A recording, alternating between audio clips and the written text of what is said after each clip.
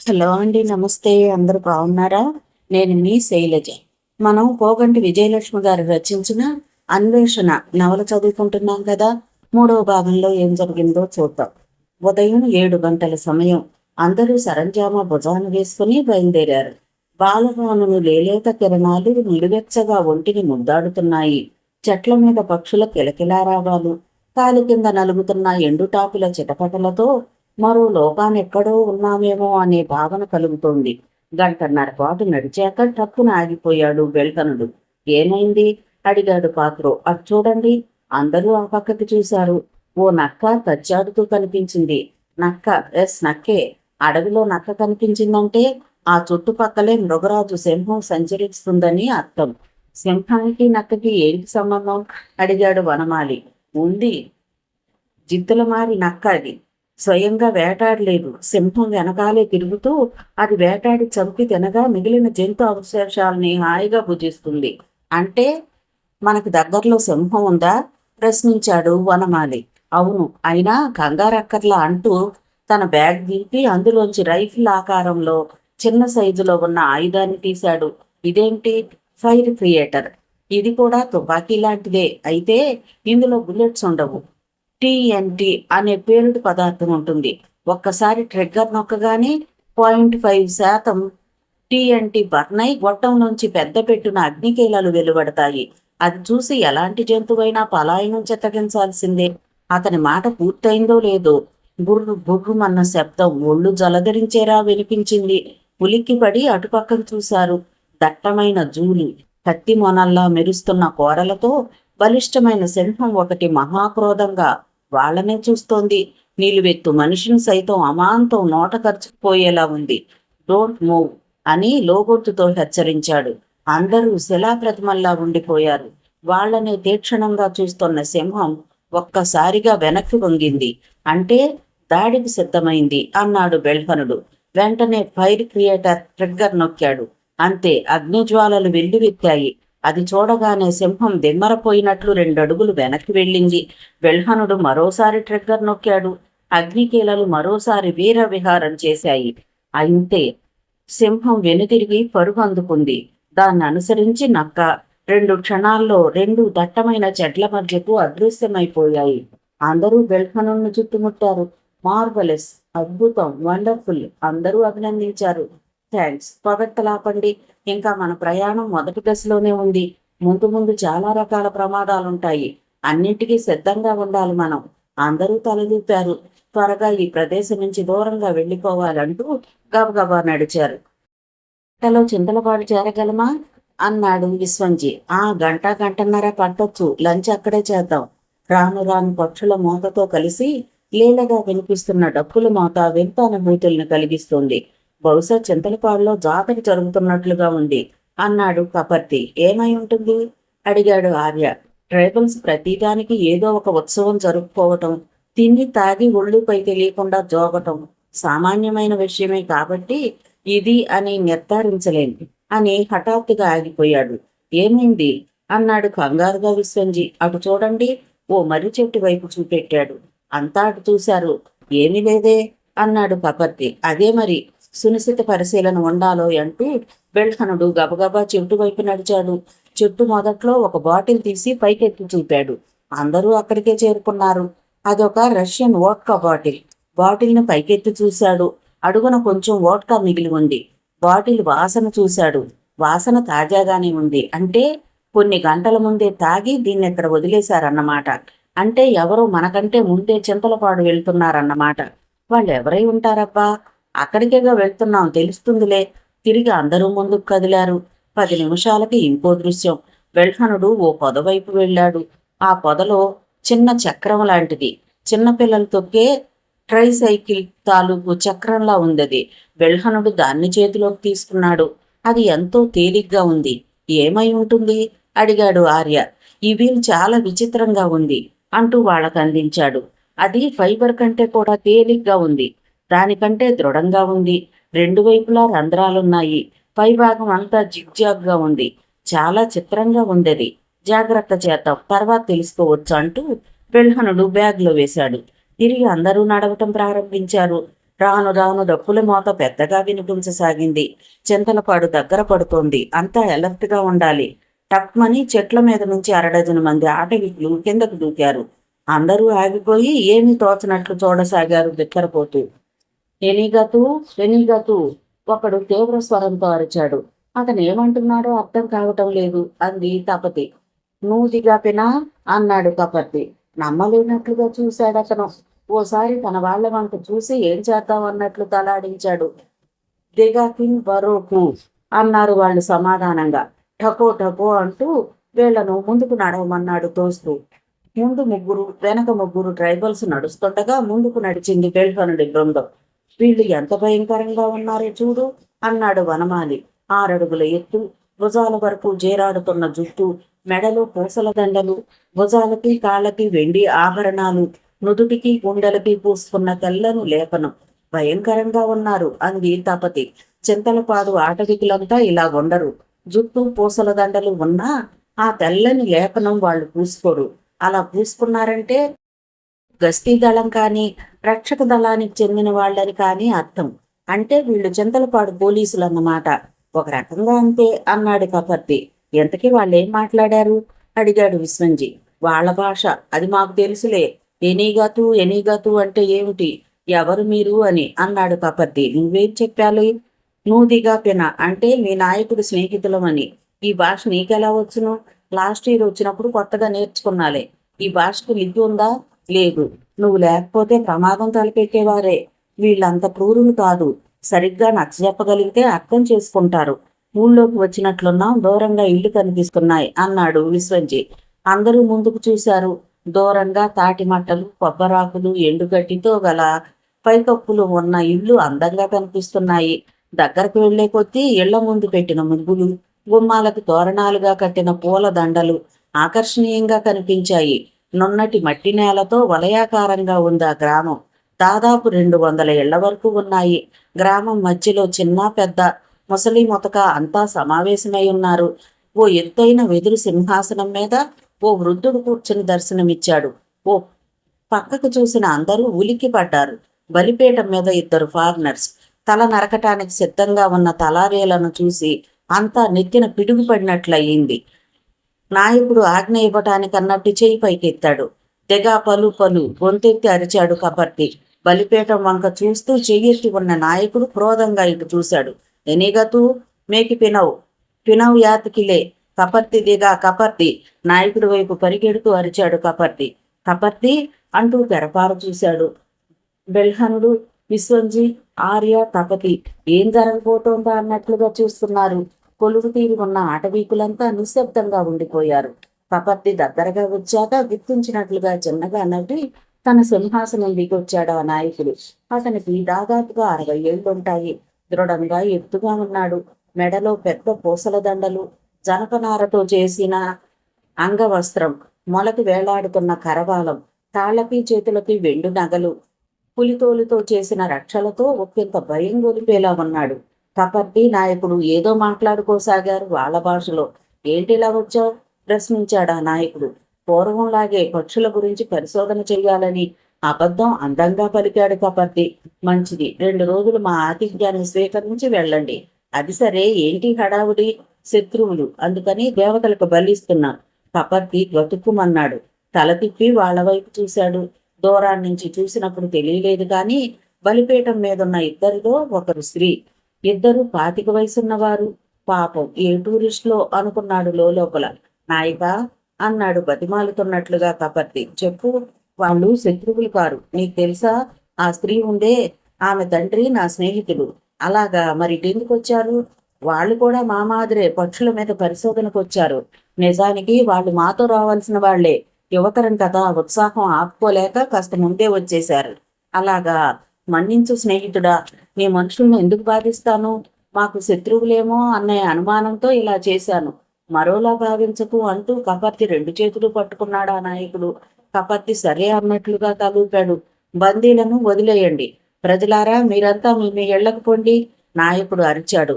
క్షణాల్లో ఆ ప్రదేశమంతా ఖాళీ అయిపోయింది. వీళ్ళు పిలిచాడు ఆ నాయకుడు. నల్లగా దృఢంగా ఉన్న యువకుడు ముందుకొచ్చాడు. వీళ్ళందరికీ మన అతిథి గృహాలు చూపించు, విందు ఏర్పాట్లు చెయ్యి. అన్నీ దగ్గరుండి చూసుకో ఆజ్ఞాపించాడు.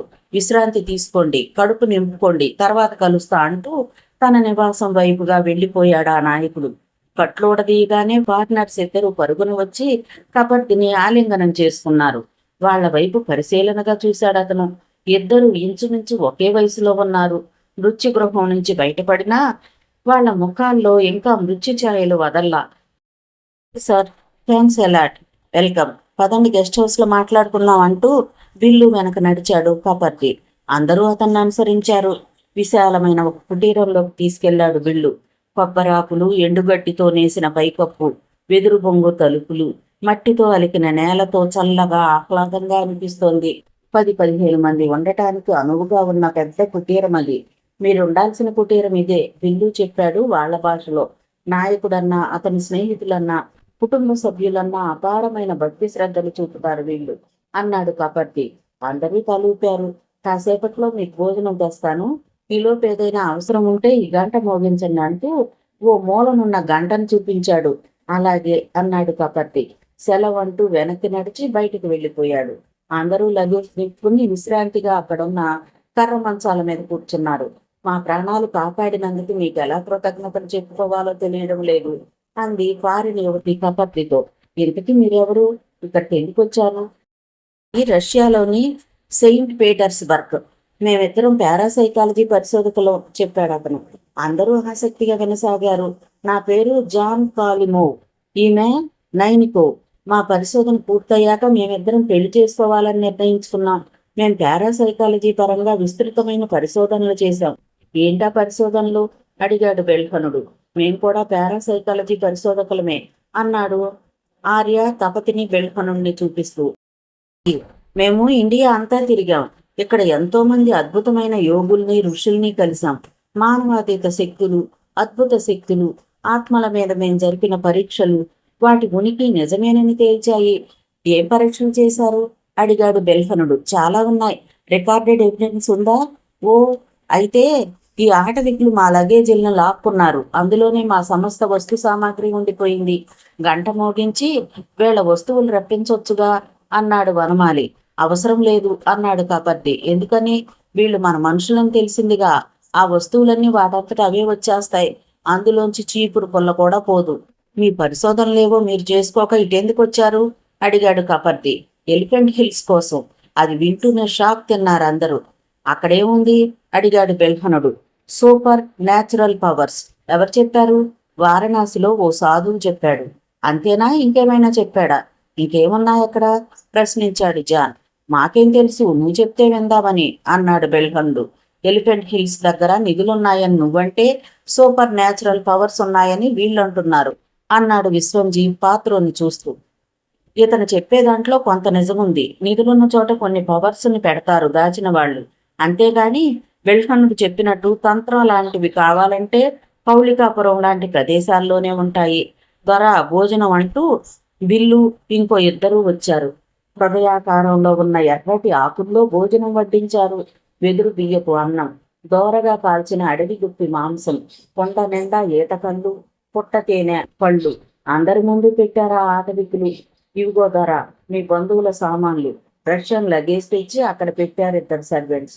వాళ్ళిద్దరూ గబగబా బ్యాగ్స్ తెరిచి చూసుకున్నారు. అన్నీ ఉన్నాయా అడిగాడు కపర్ది. ఉన్నాయంటూ భోజనానికి కూర్చున్నారు ఆ ఇద్దరు కూడా. బాబోయ్, ఈ వంటకాలు రుచికొచ్చి లేవు, తినలేను అన్నాడు విశ్వంజీ. నేను తినలేకపోతున్నా అన్నాడు వనమాలి. అన్నం మానేసి గుప్పి మాంసం తినండి. అది సహించకపోతే పుట్ట తేనె, పళ్ళు, ఇప్పసార, వీటితో కడుపు నింపుకుందాం అన్నాడు కపర్ది. రష్యన్స్ ఇద్దరు గుప్పి మాంసం ఇంట్రెస్ట్ గా తినసాగారు. పళ్ళు తేనెలో నంచుకొని తిన్నారు ఆర్య, తపతి, వనమాలి. కపర్ది, విశ్వంజీ కొంచెం గుప్పి మాంసం తిని పళ్ళు తిన్నారు. చివరగా ఇప్పసార మాత్రం అందరూ ఆరగించారు. మత్తు మెల్లగా తలకెక్కింది అందరికీ. ఎవరికి అనువైన చోట వాళ్ళు పడుకున్నారు. అప్పటికి సాయంత్రం 4 అయింది. నడిచి నడిచి వచ్చి అలసిపోయి పడుకున్నారేమో. బాగా నిద్ర పట్టేసింది. మర్నాడు ఉదయం 6 గంటలకి నిద్ర లేచారు.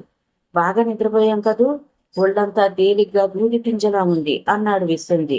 వెప్పసారానా మజాకానా అన్నాడు కపర్ది. అందరూ నవ్వేశారు. లేచి బ్రష్ పేస్టులు పట్టుకొని బయటకు వచ్చారు. అప్పుడే బిల్లు వస్తున్నాడు. చవాకుతో మాకి అన్నాడు కపర్తి. బిల్లు ఆగి ఓ పక్కకి చూపెట్టాడు. అందరూ అటు చూశారు. అక్కడ మట్టి కుండలు నిండుగా నీళ్లు పెట్టబడి ఉన్నాయి. అందరూ అటుకేసి నడిచారు. కాలకృత్యాలు తీర్చుకుని అందరూ తిరిగి గెస్ట్ హౌస్కి వచ్చేశారు. మట్టి ముంతల నిండా వేడి పాలొచ్చాయి. అల్పాహారంగా ఏవో రొట్టెలు. రొట్టె తుంపి నోట్లో వేసుకుంది తపతి. Excellent taste. మన హాట్ జామ్ నంచుకుంటే బ్రహ్మాండంగా ఉంటుంది. చెంగున వెళ్ళి లగేజ్లోంచి హాట్ జామ్ బాటిల్ తెచ్చి అందరికీ వడ్డించింది. అందరూ రొట్టెలు నంచుకొని తిన్నారు. కడుపు నిండా పాలు తాగారు.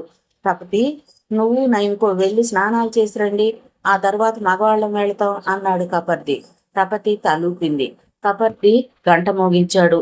5 నిమిషాల్లో బిల్లు పరిగెత్తుకుంటూ వచ్చాడు. కపర్తి విషయాన్ని చెప్పాడు. బిల్లు తలూపి ఇప్పుడే వస్తానని వెళ్ళిపోయాడు. కాసేపట్లో ఓ స్త్రీని వెంట పెట్టుకుని వచ్చి కపర్తితో ఏదో చెప్పాడు. కపర్తి తలూపి, తపతి, ఈమె దోబి, కొలనుకు తీసుకెళ్లి స్నానాలు చేసి వచ్చే వరకు తోడుంటుంది. మీ బట్టలు, లోగడ మాసిన బట్టలు ఈమెకిస్తే శుభ్రంగా ఉతికి సాయంత్రానికి తెచ్చిస్తుందట. తపతి గబగబా బ్యాగ్లోంచి తీసి మాసిన బట్టలు ఇచ్చింది. మిగతా అందరూ కూడా మాసిన బట్టలు ఇచ్చారు. జాన్, నైని చూస్తూ ఉండిపోయారు. మీరు కూడా ఇవ్వండి అంటూ విడమర్చి చెప్పాడు కపర్తి ఇంగ్లీష్లో. వాళ్ళు గబగబా బ్యాగ్స్ విప్పి మాసిన బట్టల్ని ఇచ్చారు. అవన్నీ పెద్ద మూటగా పట్టుకుని లేచింది దోబి. ఇద్దరూ ఆమెతో వెళ్ళండి అన్నాడు కపర్తి. తపతి, నైనా వెళ్లారు. దోబి వాళ్ళని కాస్త దూరంలో ఉన్న కొలనుకు తీసుకెళ్ళింది. వీళ్ళిద్దరూ స్నానం చేస్తుంటే కాస్త దూరంలో బట్టలన్నీ ఉతికేసింది దోబి. బాగా పిండి అక్కడే పొదల మీద ఆరేసింది. తపతి, నైని తిరిగొచ్చారు. ఆ తర్వాత మగవాళ్లంతా వెళ్లి స్నానాలు కానిచ్చుకొచ్చారు. అందరూ ఫ్రెష్గా ఫీల్ అవుతూ కూర్చున్నారు. మానవాతీత శక్తుల మీద మీరు చేసిన పరిశోధనలేమిటి అడిగాడు బెల్ఫనుడు జాన్ను చూస్తూ. Just a minute. జాన్ లేచి వెళ్ళి తన బ్యాగ్లోంచి ఓ బాక్స్ బయటకు తీశాడు. దాని మూత తెరిచి అందులోంచి ఓ ఫ్లాట్ స్క్రీన్ తీశాడు. కాగితం మడతలు విప్పినట్లు విప్పగానే అది 4 4 సైజ్కి విచ్చుకుంది. ఏంటది? స్క్రీన్. జాన్ ఆ స్క్రీన్ని లాంగ్ నోట్బుక్ సైజులో ఉన్న ఓ బాక్స్ మీద ఫిక్స్ చేశాడు. ఆ బాక్స్కి 2 రకాల నాబ్స్ ఉన్నాయి. ఓ వారగా డ్రైవ్ ఉంది. దాంట్లో సీడీ ఇన్సర్ట్ చేశాడు. ఆ బాక్స్ ఓ వైర్ను కనెక్ట్ చేశాడు. దాని చివర వెండిపోతలా ఉన్న సెన్సర్లు బిగింపబడి ఉన్నాయి. ఆ వైర్ను తీసుకెళ్లి కుటీరం బయట ఎండపడే చోట ఉంచాడు. ఇది అడ్వాన్స్డ్ సీడీ ప్లేయర్. సోలార్ పవర్తో పనిచేస్తుంది. మేము మా పరిశోధనలన్నీ వీడియో తీసాం. అవి ఇప్పుడు మీకు చూపిస్తాం అంటూ రిమోట్ ఆన్ చేశాడు. స్క్రీన్ మీద ముందుగా పిచ్చి గీతలు వచ్చి ఆగిపోయాక దృశ్యం వచ్చింది. జాన్ చెట్ల మధ్య నుండి నడుస్తున్నాడు. వీడియో కెమెరా అంత చక్కగా కవర్ చేస్తోంది. కొంత దూరం వెళ్ళాక ఓ బ్రహ్మాండమైన మర్రి చెట్టు. చుట్టూ నిర్మానుష్యంగా ఉంది. ఆ చెట్టు నీడలో ఓ సాధువు తపోముద్రలో ఉన్నట్లు కళ్ళు మూసుకొని ఉన్నాడు. అతను నేలకి అడుగు ఎత్తులో శూన్యంలో తేలియాడుతున్నాడు. ప్రేక్షకులంతా మ్రాన్పడిపోయి చూస్తున్నారు. అతనెవరు అడిగాడు బెల్హనుడు. అతని పేరు మహితానందుడు. బెంగాల్ అడవుల్లో ఉంటాడు. సాధారణంగా సిద్ధులు, యోగులు అలాంటి ప్రదర్శనలకి ఒప్పుకోరు. దీన్ని మీరు ఎలా చిత్రీకరించారు అడిగాడు ఆర్య. నిజమే, చాలా మంది యోగ పురుషులు మా విన్నపాన్ని సున్నితంగా తిరస్కరించేవారు. అయితే భారతదేశంలోని ధార్మిక గుణాన్ని, ఆధ్యాత్మిక చింతనని ప్రపంచ దేశాలకు తెలియజేస్తామని, తద్వారా ప్రపంచ శాంతికి దోహదపడుతుందని వేడుకున్నాం. మా వేడికోళ్లు పనిచేయలేదు. 2-3 మాత్రం అంగీకారం తెలిపారు అంటూ రిమోట్ నొక్కాడు. ఈసారి తెల్లని మంచు పర్వతాలు దర్శనమిచ్చాయి. తెర మీద జాన్తో పాటు ఓ నేపాలీ వ్యక్తి కూడా కనిపించాడు. హిమాలయాల్లోని మానస్ సరోవర్కు వెళ్లే దారి అది, చెప్పాడు జాన్. నేపాలీ యువకుడు మంచు గుట్టల మీదుగా చకచకా నడిచిపోతున్నాడు. అతన్ని అనుసరించడానికి కొంత కష్టపడుతున్నాడు జాన్. కెమెరా కదలికలు కూడా అస్తవ్యస్తంగా ఉన్నాయి. దారి సరిగా లేకపోవడంతో నైనికి ఓ కెమెరాని సరిగ్గా హ్యాండిల్ చేయలేకపోయింది అన్నాడు జాన్. అంతా మౌనంగా చూస్తున్నారు. నేపాలీ యువకుడు వెనక జాన్ ఓ గుహ ముఖద్వారంలో ఉంచి లోపలికి నడిచారు. గుహలో వెలుగు పల్చగా ఉంది. కొంచెం దూరంగా వెళ్ళాక మెట్లు కనిపించాయి. ఇద్దరూ మెట్లు దిగి కొంత భాగం దిగువకు వెళ్లారు. హఠాత్తుగా నేపాలీ యువకుడు ఆగిపోయాడు. జాన్ని ముందుకు వెళ్ళొద్దంటూ సైగ చేశాడు. మెట్ల దిగువ వైపు వేలు చూపాడు. కెమెరా అటువైపుగా జూమైంది. అది చూస్తున్న వాళ్ళంతా ఉలిక్కి పడ్డారు. మెట్లు అంతమైన చోట పులి చర్మం మీద ఓ యోగ పురుషుడు పద్మాసనం వేసుకొని కూర్చొనున్నాడు.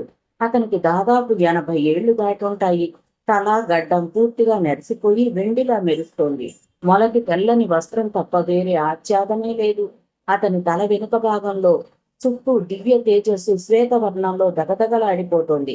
కెమెరా పూర్తిగా జూమ్ అయి కేవలం ఆ తేజస్సునే చూపిస్తోంది. చిన్న చిన్న ధూళి అణువుల్లా ఆ శ్వేతవర్ణంలోనే పలు రంగులు అణుమాత్రకాలం కనిపించి అదృశ్యమైపోతున్నాయి.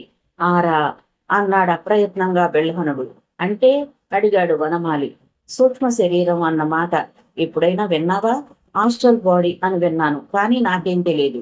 భారతీయ దార్శనికుల మాటల్ని బట్టి మనిషి స్థూల శరీరం, సూక్ష్మ శరీరం అనేవి ఉంటాయి. స్థూల శరీరం బయటకు కనిపించేది, సూక్ష్మ శరీరం అంతర్గతంగా ఉండేది. అది ఎలక్ట్రాన్ల వంటి కణాలతో తయారైందని యూరోపియన్ సైంటిస్టులు ఒప్పుకున్నారు. మనుషుల్లోనే కాదు, జంతువులు, వృక్షాల్లో కూడా ఈ సూక్ష్మ శరీరం ఉంటుంది అంటారు. ఈ ఆస్ట్రల్ బాడీ మామూలు మనుషుల్లో స్థూల శరీరం కంటే బాగా చిన్నదిగాను, యోగ శక్తులు పొందిన వారికి పెద్దదిగాను ఉండి వాళ్ళ దివ్యత్వాన్ని సూచిస్తుందట. అందుకే దేవుళ్ల తలల వెనక గుండ్రని దివ్య తేజస్సును చిత్రీకరించేవారు. ఇప్పుడు మనం చూస్తున్న యోగి శిరస్సు వెనక కనిపించేది అదే. సూక్ష్మ శరీరం అంటే నాకు ఒక విషయం గుర్తొస్తుంది అన్నాడు విశ్వంజీ. ఏమిటన్నట్టుగా చూశారు అందరూ. చాలా ఏళ్ల క్రితం గుంటూరులో తుంగబుర్తి బుచ్చయ్య చౌదరి అనే ఆయన సూక్ష్మ శరీరం ద్వారా భారతదేశంలో దివ్యక్షేత్రాలని క్షణాల్లో చుట్టి వచ్చేవాడట. వాట్? అదిరిపడ్డాడు కపర్ది. అలా జరగటానికి అవకాశం ఉంది. సూక్ష్మ శరీరం వేల కిలోమీటర్ల దూరాన్ని క్షణాల్లో పయనిస్తుంది. అందుకే వాయువేగ మనోవేగాలనే మాటలు వాడుకలోకి వచ్చుంటాయి అన్నాడు బెల్హనుడు. విశ్వంజీ మాట్లాడసాగాడు. బుచ్చయ్య గారిని ఎరుగున్న వాళ్ళు ఏ కాశీలోనో రామేశ్వరంలోనో కనిపించి పలుకరించేవారట. ఆయన వాళ్లతో మాట్లాడి వెళ్ళిపోయేవాడట. కొంతకాలానికి వాళ్ళు తిరిగి వచ్చాక తమ దివ్యక్షేత్రాల అనుభవాల్లో చౌదరి గారిని కలిసి మాట్లాడిన సంగతి చెప్తే ఊళ్ళో వాళ్ళు, చౌదరి గారు మీకు కనిపించడం ఏంటి? గత నెల రోజులుగా ఆయన ఊరు విడిచి ఎక్కడికి వెళ్ళలేదని వాదించేవారట. వాళ్ళు చెప్పిన తారీఖుల్లో బుచ్చయ్య గారు ఖచ్చితంగా ఊర్లోనే ఉన్నట్లు, పెళ్లిళ్లలో పార్టీల్లో కలిసి మాట్లాడినట్లు రుజువు చేశారు. చివరికి ఈ సమస్యలను చౌదరి గారి దృష్టికి తీసుకెళ్లారు. ఆయన నవ్వి దివ్యక్షేత్రాల్లో వారిని కలిసిన మాట నిజమేనని, అది తన సూక్ష్మ శరీరమని విసిదపరిచారట. ఫెంటాస్టిక్ అన్నాడు కపర్ది. అందరూ తెరవైపు దృష్టి తిప్పారు. అక్కడ దృశ్యం మారింది. ఈసారి నైనికోవ్ తెర మీద ప్రత్యక్షమైంది. అంటే కెమెరాని జాన్ హ్యాండిల్ చేస్తున్నాడన్నమాట. నైనికోవ్ తెల్లటి మంచు మీద చక్చకా నడిచి ముందుకు సాగిపోతోంది. అక్కడున్న పైన్, ఫర్, సింకోనా వృక్షాలు ఎత్తుగా ఠీవిగా స్వాగతం పలుకుతున్నట్లున్నాయి. అలా కొంత దూరం వెళ్ళాక ఒక టిబెటన్ వృద్ధుడు ఆమెను కలిశాడు. 6 నిమిషం మాట్లాడుకున్నాక ఇద్దరు కలిసి నడక సాగించారు. ఓ ఫర్లాంగ్ దూరం నడిచాక టిబెటన్ నిశ్శబ్దం అంటూ చూపుడు వేలు నోటికి పెట్టి సైగ చేశాడు. అలాగే అన్నట్లు తలుపుతుంది నైని. అతను అడుగులో అడుగేసుకుంటూ కొంచెం ముందుకెళ్లి పర్వత రంధ్రాల్లోకి దృష్టి పెట్టాడు. కొన్ని క్షణాల తర్వాత వెనుతిరిగి నైనికోవ్ని రమ్మన్నట్లుగా సైగ చేశాడు. ఆమె గబగబా అక్కడికి వెళ్ళింది. చూడు అన్నట్లు పక్కకు తొలిగాడు. చీలిన పగుళ్లలోంచి లోపలికి చూసింది నైని. అంతే. మరుక్షణం వెనుతిరిగి తొందరగా రమ్మన్నట్లుగా పిలుస్తోంది. వెంటనే కెమెరా పోయింది. పర్వతం లోపల చాలా మంది సాధువులు వలయాకారంలో కూర్చుని ఉన్నారు. వాళ్ళందరూ 40-50 వయసున్న వాళ్ళు. మధ్యలో ఓ వృద్ధ సాధువు కూర్చుని ఉన్నాడు. అతను ఏదో చెప్తున్నాడు. అందరూ తలూపారు. వృద్ధుడు ఒక సాధువుని పిలిచి ఏదో చెప్పాడు. సన్నగా బక్కపలచగా ఉన్న ఆ సాధువు నేల మీద పరిచి ఉన్న నార వస్త్రం మీద పడుకున్నాడు. వృద్ధ సాధువు కళ్ళు మూసుకుని మంత్రాన్ని పఠించసాగాడు. మిగిలిన వారంతా రెప్ప వేయకుండా చూడసాగారు. ఇప్పుడు ఏం జరగబోతోంది అన్నట్లు ప్రేక్షకులంతా ఆతృతగా ఉన్నారు. వృద్ధ సాధువు మంత్రజపం సాగుతూనే ఉంది. హఠాత్తుగా సాధువులంతా లేచి నిలబడ్డారు. నార వస్త్రం మీద పడుకున్న సాధువు శరీరంలోంచి తెలుపు, గులాబీ, నీలి రంగులు సమ్మిళితమై ఓ వెలుగు పైకి లేచి సుమారు 5 అడుగుల ఎత్తున నిశ్చలంగా ఉండిపోయింది. ఏమిటిది? ప్రశ్నించాడు వనమాలి. నేల మీద పడుకున్న సాధువు ప్రాణం వదిలిచ్చాడు జాన్. అవునా? అందరూ అరిచారు. ఎస్ అంది నైనికో. ఇన్క్రెడిబుల్ దిగ్భ్రమతో అన్నాడు కపర్ది. గాలిలో నిలిచిన సాధువు ప్రాణం కొన్ని క్షణాల తర్వాత తిరిగి కిందికి దిగి అతని శరీరంలోకి వెళ్ళి అదృశ్యమైపోయింది. వెంటనే లేచి కూర్చున్నాడతను. వృద్ధుడు ఏదో అంటున్నాడు. సాధువులంతా ఏదో గందరగోళంగా మాట్లాడుకోసాగారు. ఇక పదండి అన్నట్టు టిబెటన్ వృద్ధుడు సైగ చేయటం కనిపించింది. నైనికో వెనుదిరిగి గబగబా నడుస్తూ ఫ్రేములోంచి అవుట్ అయింది. నాకు తెలిసి ఇప్పుడు మనం చూసింది ప్రాణస్తంభన విద్య అన్నాడు బెల్హనుడు. అంటే అంది తపతి. సిద్ధి పొందిన యోగులు తమ ప్రాణం శరీరాన్ని విడిచి తిరిగి చేరేలా చేయగల సమర్థులని మేకింగ్స్ విత్ యోగా అనే బుక్లో చదివాను అన్నాడు బెల్హనుడు. చిన్నప్పుడు కొన్ని కథలుగా వినేవాళ్ళం మేము అన్నాడు వనమాలి. ఏమిటి అడిగాడు ఆర్య. పూర్వకాలంలో మామూలు మనుషులకు కూడా యమభటులు కనిపించేవారట. ఎందుకొచ్చారని అడిగితే మీ ఇంట్లో ఫలానా మనిషి ప్రాణం కోసం అని చెప్పేవారట. తెలివైన ఇళ్లాళ్ళు వాళ్ళకి షడ్రసోపేత విందులు పెట్టేవారట. దాంతో వాళ్ళు వచ్చిన పని మర్చిపోయి వెళ్ళిపోయేవారట. అలా తమ మనిషిని చావు నుంచి తప్పించేవారట. అందరూ నవ్వారు. కాకమ్మ కథలంటే ఇవే అన్నాడు విశ్వంజీ. కానీ ఈ కథలో అతిశయోక్తి పాలు ఎక్కువ ఉన్నా అబద్ధం మాత్రం లేదని నా అభిప్రాయం అన్నాడు బెల్హనుడు. ఎలా? భారతీయ యోగులు తామింకా భూమి మీద చేయవలసిన పనులు మిగిలిపోయాయి అని అనుకున్నప్పుడు, ఇంకేదో కారణంగానో తమ అంతిమ గడియలు సమీపించాయని తెలిసినప్పుడు ప్రాణస్తంభన విద్య ద్వారా విగత జీవులయ్యేవారట. వారి కోసం వచ్చిన యమదూతలు ఆ వ్యక్తిలో ప్రాణం లేదనుకుని వెళ్ళిపోయేవారట. అయ్యుండొచ్చు అన్నాడు ఆర్య. అంతేకాదు, ప్రాణస్తంభన విద్య ద్వారా ఆయుష్ పెంచుకున్న యోగులు ఉన్నారంటారు. అదేలాగా అడిగాడు కపర్ది. మనిషి ప్రాణానికి ఆధారం ఉచ్ఛ్వాస నిశ్వాసలు. నాభిస్థానంలో ఈ ప్రాణాధార శక్తి ఉంటుందట. యోగుల మాటల్ని బట్టి మనిషి ఆయుష్ని నిర్ధారించేది ఉచ్ఛ్వాస నిశ్వాసలే. వీటిని అదుపులో పెట్టుకున్న వాళ్ళు లేదా పూర్తిగా కొంతకాలం నియంత్రించుకున్న వాళ్ళు తమకు తామే ఆయుష్ని పెంచుకోగలుగుతారు. ఇప్పుడు మనం చూసింది అదే అన్నాడు బెల్హనుడు. పరకాయ ప్రవేశ కథలు ఎన్నో చదివాం చిన్నప్పుడు. అయితే అది కూడా అబద్ధం కాదన్నమాట అన్నాడు విశ్వంజీ. కరెక్ట్. పరకాయ ప్రవేశం అంటే మన శరీరంలోంచి ప్రాణం వెళ్ళి మరో కట్టెలో ప్రవేశిస్తే అతను బ్రతకటం, కొన్నాళ్లకు మళ్ళీ తన శరీరంలోకి చేరగలగటం. ఇదంతా ప్రాణస్తంభన విద్య వల్లే సాధ్యం. ఇప్పుడు ఇంకా విచిత్రం చూడగలుగుతారు అన్నాడు జాన్. అందరూ తెరకేసి తిప్పారు దృష్టిని. నిర్మానుష్య ప్రదేశం. ఓవైపు పచ్చని చెట్లు, వాటికి అభిముఖంగా నీలంగా మెరిసిపోతున్న స్వచ్ఛమైన నీటిపాయ.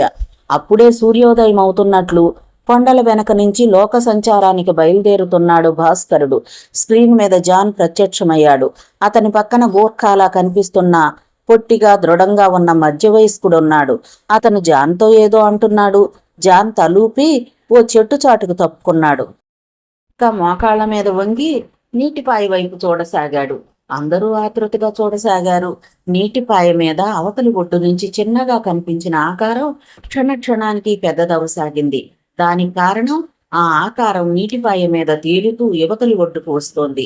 పూర్తిగా ఒడ్డు మీదకొచ్చేసరికి ఆ ఆకారం ఓ కాషాయ వస్త్రధారిగా కనిపించింది. What is this? ఆశ్చర్యంగా అడిగాడు కపర్ది. మనిషి ఏంటి నీటి మీద నడిచి రావడం ఏంటి అడిగాడు వనమాలి. అందరూ ఆశ్చర్యంలోంచి కోలుకోవటానికి 5 నిమిషాలు పట్టింది. ఈ సంఘటన ఎక్కడ దొరికింది మీకు అడిగాడు బెల్హనుడు. అలహాబాద్ సమీపంలోని త్రివేణి సంగమ ప్రాంతంలో ఈ దృశ్యం లభించింది చెప్పాడు జాన్. మళ్లీ స్క్రీన్లో చూశారందరూ. గట్టి నేల మీద నడిచినట్లు సులువుగా నీటి అలల మీద నడిచి వచ్చా జాన్ వాళ్ళకి కొంచెం దూరంలో ఉన్న శిథిలాలయంలోకి వెళ్ళిపోయాడు. జాన్ గోర్ఖా లేచి మరోవైపుకి వెళ్ళిపోయారు. రిమోట్ నొక్కి ఆపేసింది నైని.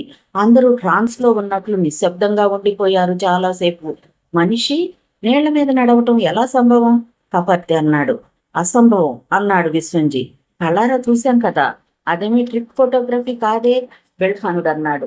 యోగ మహత్యమే అనుకున్నా. సైంటిఫిక్ రీజన్ ఏమై ఉంటుంది? ఉంది అన్నాడు పాత్రు. చెప్పండి ప్లీజ్. నార్త్ అమెరికాలో టైగో అనే అడవి కొండ నీటి మీద నడుస్తూ ఎంత దూరమైనా వెళ్ళిపోతుందట. అది తెలుసుకున్న సైంటిస్టులు మనిషి కూడా నీటి మీద నడవగలడా అన్న దిశలో పరిశోధనలు జరిపారు.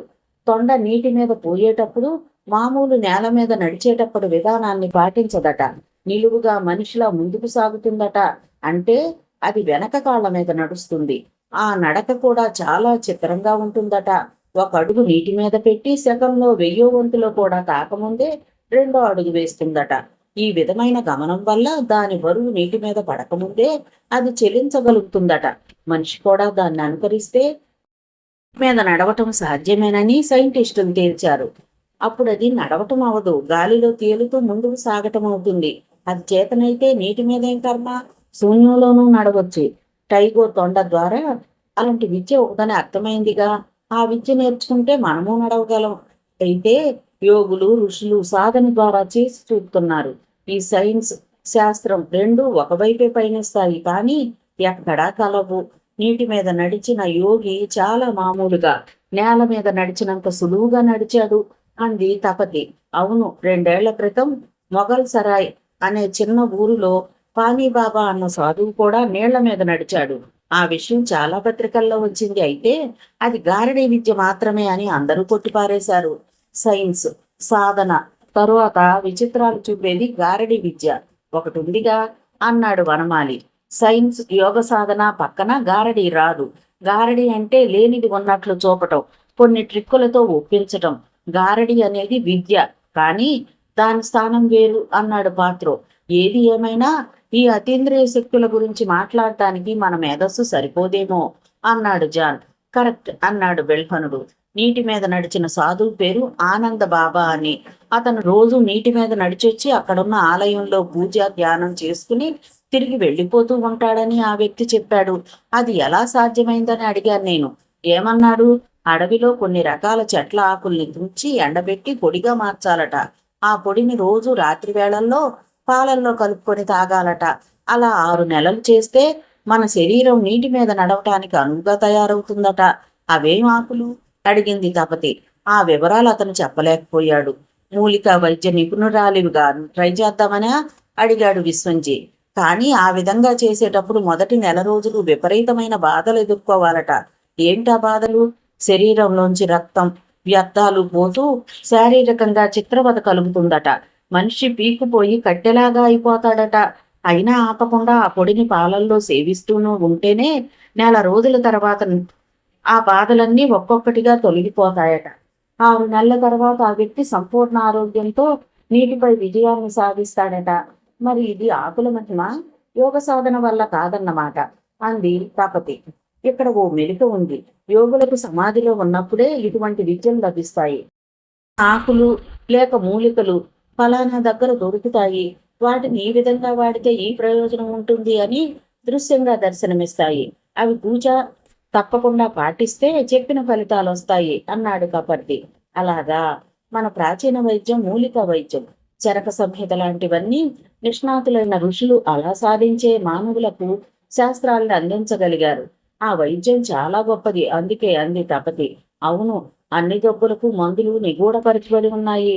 ఎయిడ్స్ లాంటి వ్యాధులకు కూడా ఉండే తీరాలి. అయితే వాటిని ఓపికగా అధ్యయనం చేయగల దిట్టలే కరువయ్యారు అన్నాడు కపర్తి. ఈ భూమి మీద ప్రతి దానికి ప్రత్యామ్నాయం ఉంటుంది, అలా ఉండాలి కూడా. లేకపోతే ప్రకృతి చక్రం తిరగటం ఆగిపోతుంది.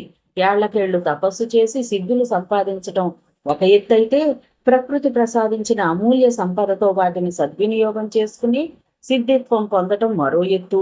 ఈ రెండు కూడా మనిషిలో అంతర్గతంగా ఉంటాయి. అతను తలుచుకుని సాధన చేసినప్పుడు ఉన్నత శిఖరాలను అధిరోహింపచేసే షట్చక్రాలను తట్టి లేపుతాయి. తద్వారా ఆ వ్యక్తి అమరసిద్ధులు పొందగలుగుతాడు. యోగులు రాజగురువులు అలాంటి దివ్య మూలికల ద్వారా తమ ప్రభువుల్ని అద్భుత వ్యక్తులుగా మలచేవారు.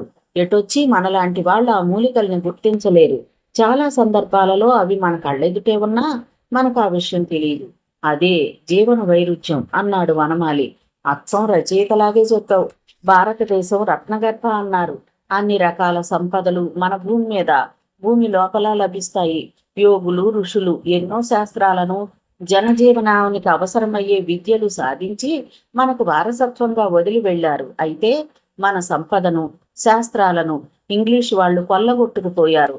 విమానం తయారీ దగ్గర నుంచి ఎన్నో రసాయన విద్యలు, వైద్య గ్రంథాలు ఒకటేమిటి, మన సంపదంతా పట్టుకుపోయి వారిదిగా ప్రకటించుకున్నారు.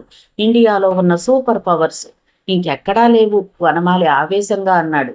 కూల్ డౌన్ అన్నాడు పాత్రో. వనమాలి మౌనంగా ఉండిపోయాడు. అందరూ జాన్కి, నైనికోవ్కి అభినందనలు తెలిపారు. బయట కలకలం వినిపించింది. ఏమిటో చూద్దాం అనుకునే లోపలే గూడెం నాయకుడు లోనికొచ్చాడు. అతని పక్కనే ఓ స్త్రీ. బహుశా నాయకుని భార్య అయి ఉంటుంది అనుకున్నారందరూ. కపర్తి వారిని సాదరంగా ఆహ్వానించాడు. అందరూ ఉచితాసనం మీద కూర్చున్నారు. నాయకుని భార్య తపతిని నైనిని చూసి నవ్వింది. యమకోన పివాయతి చాక అంది. మీకంతా ఇక్కడ సౌఖ్యంగా ఉందా అంటోంది అన్నాడు కపర్తి. తపతి తలూపింది. అంతా బాగుంది అన్నట్టు సైగ చేసింది. ఆ స్త్రీ నవ్వింది. లేచి వచ్చి చేతిలో పట్టుకున్న 2 పూసల దండలు చెరొకటి ఇచ్చింది. తపతి నైని అవి తీసుకుని మెళ్ళో వేసుకున్నారు. రేపు ఉదయం మేం బయలుదేరతాం అన్నాడు కపర్తి. అప్పుడేనా? ఇంకో 2 రోజులుండండి అన్నాడా నాయకుడు. లేదు, బయలుదేరాల్సిందే. మా ప్రయాణం ఇంకా చాలా ఉంది. సరే అన్నట్లుగా తలూపాడా నాయకుడు. ఎటువైపు వెళ్ళాలి మీరు? ఎలిఫెంట్ హిల్స్ వరకు. నాయకుడు కళ్ళు పెద్దవి చేసి చూశాడు. అది చాలా ప్రమాదకరమైన ప్రదేశం. తెలుసు, ఎలాగైనా సందర్శించాలని. అక్కడికి వెళ్తే గాని మా పరిశోధనలు పూర్తి కావు. అలాగా అన్నట్లు తలూపాడు నాయకుడు. మీరు ఇక్కడి నుంచి వెళ్తున్న దారిలో మొదటగా కనిపించేది పాండ్రంగి దెబ్బ. అక్కడికి చేరుకోగానే మీరు జాగ్రత్త వహించాలి. లేకపోతే వారితో చాలా ప్రమాదంలో పడతారు. ఎలా ప్రవర్తించాలో నువ్వే చెప్పు అడిగాడు కపర్తి. నేను మీకు కొన్ని వస్తువులు ఇస్తాను. అక్కడికి వెళ్ళగానే మీరు వాటిని చూపిస్తే వాళ్ళు మీకు ఏ హాని తలపెట్టరు. పైగా సకల మర్యాదలు చేసి పంపిస్తారు. థ్యాంక్స్, తప్పకివ్వండి అన్నాడు కపర్తి. అక్కడే కాదు, ఆ తర్వాత తగిలే ఏ కోనలోనైనా ఈ వస్తువులు చూపిస్తే హాని ఉండదు.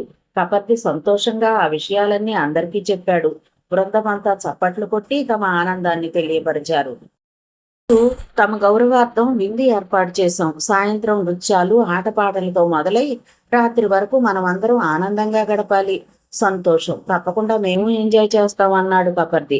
అరగంట కూర్చుని ఇద్దరు సెలవు తీసుకుని వెళ్ళిపోయారు. ఆటవికులు శత్రువు అనుకున్న వాళ్ళని ఎంత క్రూరంగా చంపుతారో మిత్రులు అనుకున్న వాళ్ళని అంత ఆదరంగానూ గౌరవంగానూ చూస్తారు అన్నాడు కపర్తి. వీళ్ళంత ఆరోగ్యంగా బలంగా ఉన్నారు ఎలా? అడిగింది నైని. వాళ్ళు పీల్చే గాలి స్వచ్ఛమైనది, తాగే నీరు, తినే సహజ సిద్ధమైన ఆహారం, ఇవన్నీ వాళ్ళకి మంచి ఆరోగ్యం కదా అంది తపతి. అయితే వీళ్ళకి జబ్బులు రాకుండా ఉంటాయేమో. వస్తాయి. వీళ్ళకొచ్చే జబ్బులకు వీళ్ళే డాక్టర్లు. ఆకులు మూలికలు కలెక్ట్ చేసుకుని ఓ చోట దాచుకుంటారు. ఏ రోగానికి ఏ ఆకులు ఎలా వాడుకోవాలో వీళ్ళకు బాగా తెలుసు అన్నాడు కపర్తి. మనం లంచ్ తర్వాత బాగా విశ్రాంతి తీసుకున్నాం. సాయంత్రం ఆటపాటలకి సమాయత్తం కావాలిగా అన్నాడు బెల్హనుడు. అందరూ లగేజ్ సర్దేశారు. తెల్లవారుజామున ప్రయాణం. రాత్రి అలసి నిద్రలోకి జారిపోతాం కాబట్టి ఆ కార్యక్రమం ఇప్పుడే ముగిద్దాం. అందరూ ఎవరి వస్తువులు వారు సర్దుకోసాగారు. ఆయుధాలన్నీ సరిచూసుకుని సేఫ్టీ వారెంట్లో పెట్టుకున్నారు. సాయంత్రం 6 అవుతుండగా డప్పుల మోతలు మొదలయ్యాయి. 2 ఆటవికులు వచ్చి అందరినీ తీసుకెళ్లారు. ఒక ఎత్తైన గట్టు మీద నాయకుడు కూర్చొనున్నాడు. అతనికి చేరువుగా విశాలంగా ఉన్న చెప్టా మీద వీరందరినీ కూర్చోబెట్టారు. డప్పుల మోత జోరందుకుంది. 10-12 ఏళ్ల ఆడపిల్లలు 10 మంది గెంతుకుంటూ వచ్చి కోరస్గా పాడుకుంటూ నాయకుని గట్టు చుట్టూ తిరిగి సాగి వెళ్లి డప్పుల మధ్య గుండ్రంగా తిరుగుతూ నృత్యం చేయసాగారు. రాను చీకటవ్వసాగింది. వెలుతురు కోసం కాగడాలు వెలిగించి అక్కడక్కడ అమర్చారు. నృత్యం చివరి అంశలో అందరూ పూలమాలలతో వచ్చి అతిథుల మెడలో వేసి వెనుతిరిగి మాయమయ్యారు. అందరికీ అల్పాహారంగా పనస పనలు, అరటిపళ్ళు దొప్పల్లో ఉంచి పైన తేనె పోసి అందించారు. ఆహా, ఎంత బాగుంది ఇలా తింటుంటే అంది నైని. వీళ్ళ ఆడవాళ్ళకి వంట బాధ లేదు అంది తపతి. వాళ్ళకి గడించిపోయాల్సిన బాధ కూడా లేదుగా అన్నాడు ఆర్య. అందరూ నవ్వుకున్నారు వాళ్ళ సంభాషణ వింటూ. మళ్ళీ సన్నగా డప్పుల మోత మొదలైంది. ఈసారి 20-25 వయసు వాళ్ళు వచ్చి అందరూ వెనక నుంచి చేతులు మెడికలేసి ఒకరి చేతులు ఒకరు పట్టుకుని స్టెప్స్ వేస్తూ నృత్యం చేయసాగారు. దీన్నే దింసా నృత్యం అంటారు అన్నాడు కపర్తి. వీళ్ళ కళాకౌశలం మనకు చూపిస్తుంటేనే మనం డాన్సులు కూడా వీళ్ళకు చూపిస్తే బాగుంటుంది కదా అన్నాడు జాన్. అయితే డాన్స్ చేస్తావా? వైనాట్ అంటూ లేచి చకచకా తమ క్యాంపు వైపుగా వెళ్ళాడు. కాసేపట్లో టేప్ రికార్డర్ పుచ్చుకొని వచ్చాడు. మా నృత్యాన్ని మీకు చూపుతాం అన్నాడు కపర్తి నాయకుడితో. నాయకుడు తలూపాడు ఆమోదంగా. పూర్తవగానే జాన్ నైని లేచి నృత్య ప్రదేశంలోకి చేరుకున్నారు. జాన్ టేప్ రికార్డర్ ఆన్ చేశాడు. అంతా నిశ్శబ్దం. ఆటవికులంతా ఆతృతగా చూస్తున్నారు. వెస్ట్రన్ మ్యూజిక్ జోరందుకుంది. జాన్ నైనీలు చేతులు పట్టుకుని మ్యూజిక్ అనుగుణంగా స్టెప్స్ వేస్తూ డాన్స్ చేయసాగారు. అది బాలే. 15 గంట తర్వాత అలసిపోయినట్లుగా ఆగారు. వెంటనే తపతి ఆర్య రంగంలోకి దిగారు. 5 నిమిషాలు స్పీడ్ డాన్స్ లో మునిగిపోయారిద్దరు. జాన్ నైనీలు కూడా జాయిన్ అయ్యారు. నలుగురు చాలా చక్కని నృత్యంతో కనువిందు చేశారు. డాన్స్ పూర్తయి అలసిపోయి వచ్చి కూర్చున్నారు. అందరూ చప్పట్లు కొట్టారు. వీళ్లను చూసి ఆటవిక ప్రేక్షకులు కూడా చప్పట్లు చరిచారు. ఈసారి వాళ్ళు కూడా జంటలుగా వచ్చి నృత్యం మొదలుపెట్టారు. డప్పుల మోత జోరందుకుంది. కాసేపట్లో 2 జంటలొచ్చి జాన్, నైని, ఆర్య తపతులను తమతో తీసుకెళ్లి జట్టులో కలుపుకున్నారు. వీళ్ళు నలుగురు కూడా వాళ్ళను అనుకరిస్తూ గెంతుతూ చేతనైనట్టుగా డాన్స్ చేశారు. రాత్రి 9 అవుతుండగా డాన్స్ ముగించి అందరూ ఓ చోటుకి చేరారు. డిన్నర్ మొదలు పెట్టారు. కాల్చిన అడవికోడి మాంసం, చేప ముక్కలు, జావ, పళ్ళు, ఇప్పసార ఎవరికి కావలసినవి వాళ్ళు తీసుకుని తిని కడుపు నింపుకున్నారు.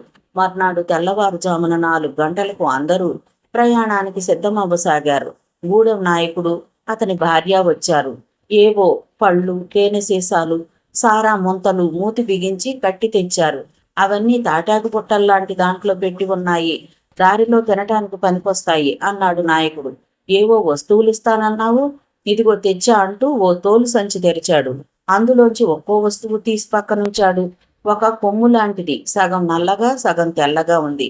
తెల్లటి గవ్వలదండ, చిన్న సైజు మేక పుర్రె, పంచరంగుల ఏక కట్టిన బుత్తి. ఈ 4 వస్తువులను జాగ్రత్తగా ఉంచండి. ఏ ఆటవికుడు కనిపించినా ఇవి చూపండి.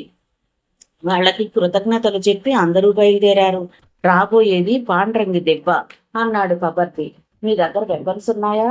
జాన్ని ప్రశ్నించాడు విశ్వంజీ. కొద్దిగా. ఏమన్నా అడిగాడు బెల్కనుడు. .58 క్యాలిబర్ రివాల్వర్లు 2, ఆటోమేటిక్ మెషిన్ గన్స్ 2. ఇక్కడి నుంచి అడవి మరింత దట్టంగా ఉంటుంది.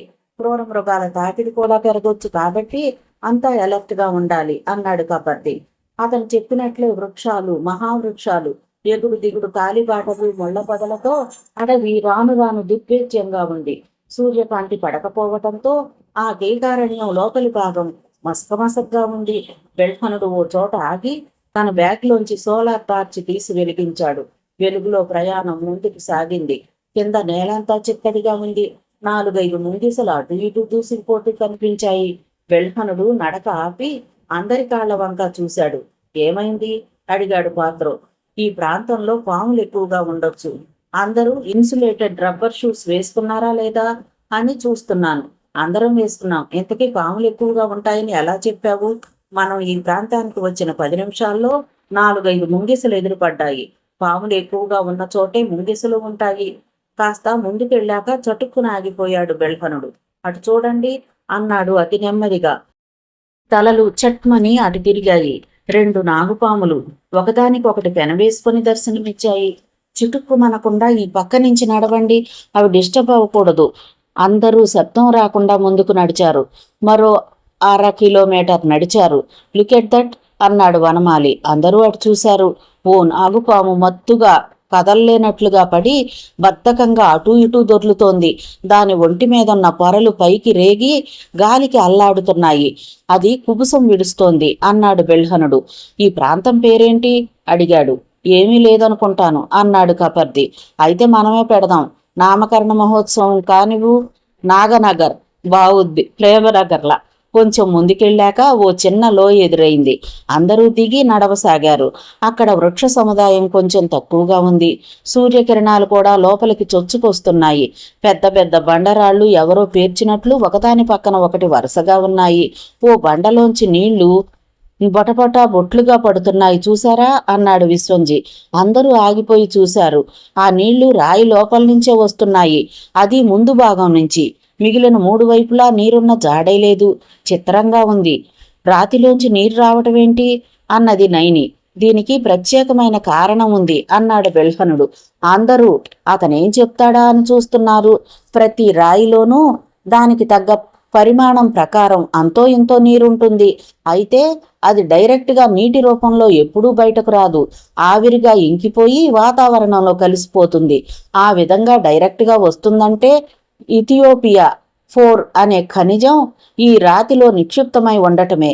అది రాతిలోని నీరుని ఇంకనివ్వదు. పైగా ఈ ఖనిజం వల్ల నీటికి అదనపు శక్తి ఏర్పడి దాని సహజ లక్షణమైన పల్లానికి పాకే ప్రక్రియ వేగవంతమవుతుంది.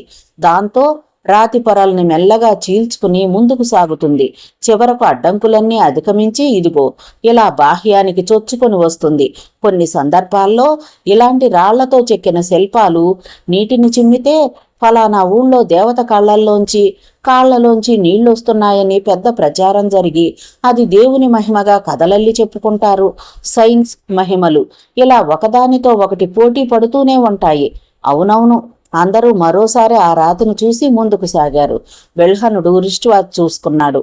10:30 అన్నాడు. టీ బ్రేక్ అంది తపతి. అందరూ ఎత్తుగా ఉన్న గట్టు మీద కూర్చున్నారు. జాన్, నైని కలిసి టీ తయారు చేశారు. అందరికీ కప్పులు పంచి తాము కూడా సిప్ చేయసాగారు. ఓ 10 నిమిషాలు రిలాక్సింగ్గా కూర్చున్నారు. హఠాత్తుగా ఆకాశం దట్టమైన మేఘాలతో అల్లుకుపోయింది. చీకటి ఆ ప్రాంతాన్ని చిక్కగా ఆవరించుకుంది. అడవుల్లో ఇంతే వాతావరణం ఎప్పుడెలా ఉంటుందో చెప్పలేం అన్నాడు బెల్హనుడు. ఎందుకని అడిగాడు వనమాలి.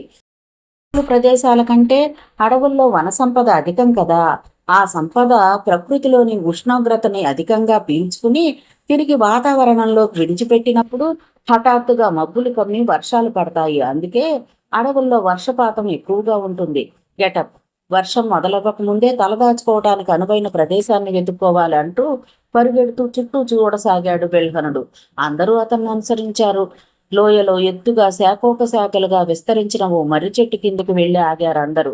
ఎందుకు అంతలా గాబరా పడతావు? అడవిలో పడే వర్షంలో తడిస్తే అంత ప్రమాదమా? అడిగాడు విశ్వంజీ. ప్రమాదమే. ఏమిటది? హఠాత్తుగా మారిన వాతావరణానికి అడవిలోని మారుమూలల్లో దాగిన ఇన్స్టెక్ట్స్ ఒక్కసారిగా బయటపడతాయి. మనం వాటి కంటపడితే 4 వైపుల నుంచి దాడి చేస్తాయి. ఇప్పుడు కూడా ప్రమాదం లేకపోలేదు. అయితే మనం ఈ వృక్షం కిందకి చేరాం కాబట్టి వాటి దాడి నుంచి తప్పించుకోవచ్చు కొంతవరకు. బెల్హనుడి మాటలు పూర్తి కాకముందే టపటపమని వర్షం కురవసాగింది. అందరూ నిశ్శబ్దంగా చూస్తూ నిలబడ్డారు. వర్షానికి తోడు ఉరుములు మెరుపులు కూడా మొదలయ్యాయి. అందరూ ముడుచుకుని చెట్టు అంచున కూర్చుండిపోయారు. అరగంట తర్వాత వర్షం తెరిపినిచ్చింది. గుడ్ గాడ్, ఇన్స్టెక్ట్స్ ఏమీ దాడి చేయలేదు అన్నాడు బెల్హనుడు. అరే, నైనిపోవు ఏది? గాబరాగా అరిచాడు జాన్. అందరూ గబగబా చుట్టూ చూశారు. ఎక్కడా లేదు. తమతో పాటే ఉండవలసిన నైనిపోవు అదృశ్యమైపోయింది. ఇంతలోనే ఏమైపోయింది? కంగారుగా అన్నాడు ఆర్య. నైనిడియర్ అంటూ అటు ఇటు పరిగెడుతూ అరవసాగాడు జాన్. ఏమైంది? మాయమైపోయిందా? లేకపోతే భూమిలోకి జారిపోయిందా? అన్నాడు కపర్తి. అతను అలా అనగానే ఏదో స్ఫురించినట్లు చెట్టు మీదకి చూశాడు బెల్హనుడు. అంతే, అతను నోట మాట రానట్లు శిలలా ఉండిపోయాడు. ఏమైంది? అందరూ పైకి చూశారు. అందరికీ ఒళ్ళు జలధరించింది. మర్రి చెట్టు కొమ్మకు చుట్టుకుని ఉందో కొండ చిలువ. దాని నోట్లో నడుం వరకు బంధింపబడి కనిపించింది నైనిపో. బెల్హనుడు తన బ్యాగ్లోంచి సోలార్ బ్లేడ్ కట్టర్ తీసుకుని చకచకా చెట్టెక్కసాగాడు. నైని నైని భయం దుఃఖం మిశ్రమ స్వరంతో అరవసాగాడు జాన్. నైనిపోవును కొండ చిలువ మెల్లమెల్లగా తన నోటి కండరాలతో లోపలికి నెట్టసాగింది. బహుశా ఆమెకు స్పృహ తప్పిపోయినట్టుగా ఉంది. అందుకే ఎలాంటి కదలికలు లేవు. బెల్హనుడు చెట్టు మీదకి చేరుకుంటూనే కట్టర్ ఆన్ చేశాడు. సుయ్యమన్న చప్పుడు చేస్తూ అది వెనక్కి ముందుకి మెరుపు వేగంతో కదలసాగింది. దాదాపు అడుగు పొడవున ఉన్న ఆ బ్లేడుతో అడవిలో అడ్డొచ్చిన చిన్న చిన్న చెట్టు పొదల్ని నరకొచ్చు. బెల్హనుడి ఓసారి కొండ చెలువు వైపు చూశాడు. కొమ్మకు చుట్టుకుని ఉన్న అది చాలా పెద్దదేనని గ్రహించాడు. దాని నోట్లోంచి లోపలి భాగంలో నైనిపోవు ఎంతవరకు ఉందో అంచనా వేసుకుని దాని తలకి నడుముకి మధ్యలో కట్టర్ పెట్టాడు. అంతే. సుయ్యమనే ధ్వనితో పాటు చిత్రమవుతున్న కొండ చిలువ శరీరపు పోగులు రక్తం నలుదిక్కులా చిమ్మసాగాయి. కింద నుంచున్న వాళ్లంతా తొల వైపు తప్పుకున్నారు. పైన ఉన్న బెల్హనుడు మాత్రం రక్తంతో తడిసిపోయి హోలీ ఆడినట్టుగా తయారయ్యాడు. తన పని ఆపలేదు. కొద్ది క్షణాల్లోనే కొండ చిలువ రెండుగా చీలిపోయింది. చెట్టుకు చుట్టుకున్న భాగం అలాగే ఉండిపోయింది. నైనికోవుతో పాటు తలభాగం అమాంతం కింద పడిపోయింది. అంతకు పూర్వమే వర్షంతో తడిసిన నేల మెత్తగా బురదగా ఉండి ఆ బురదను చుట్టూ చిమ్మింది. బెల్హనుడు చటుక్కున చెట్టు మీద నుంచి కిందకు దూకి కొండ చిలువ దవడ దగ్గర నుంచి జాగ్రత్తగా చేల్చసాగాడు.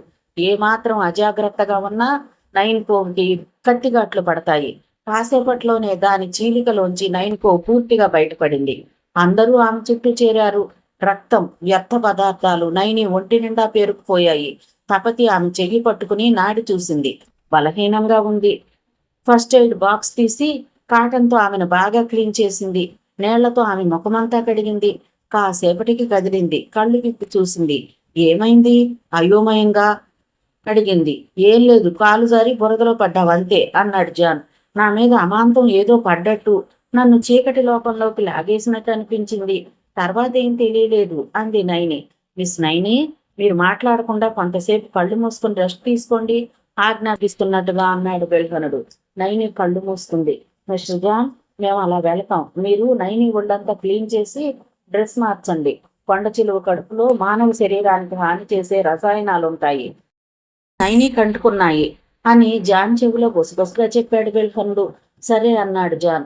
కొండ చిలువ అవశేషాలని పక్కకు లాగేసి తుప్పల్లో పడేసి వెళ్ళిపోయారు బృందమంతా. నైని, పిలిచాడు జాన్. Remove your dress. నీ ఒళ్ళంతా క్లీన్ చేసుకోవాలి. ఎందుకు? బురదలో పడ్డావు కదా అందుకు.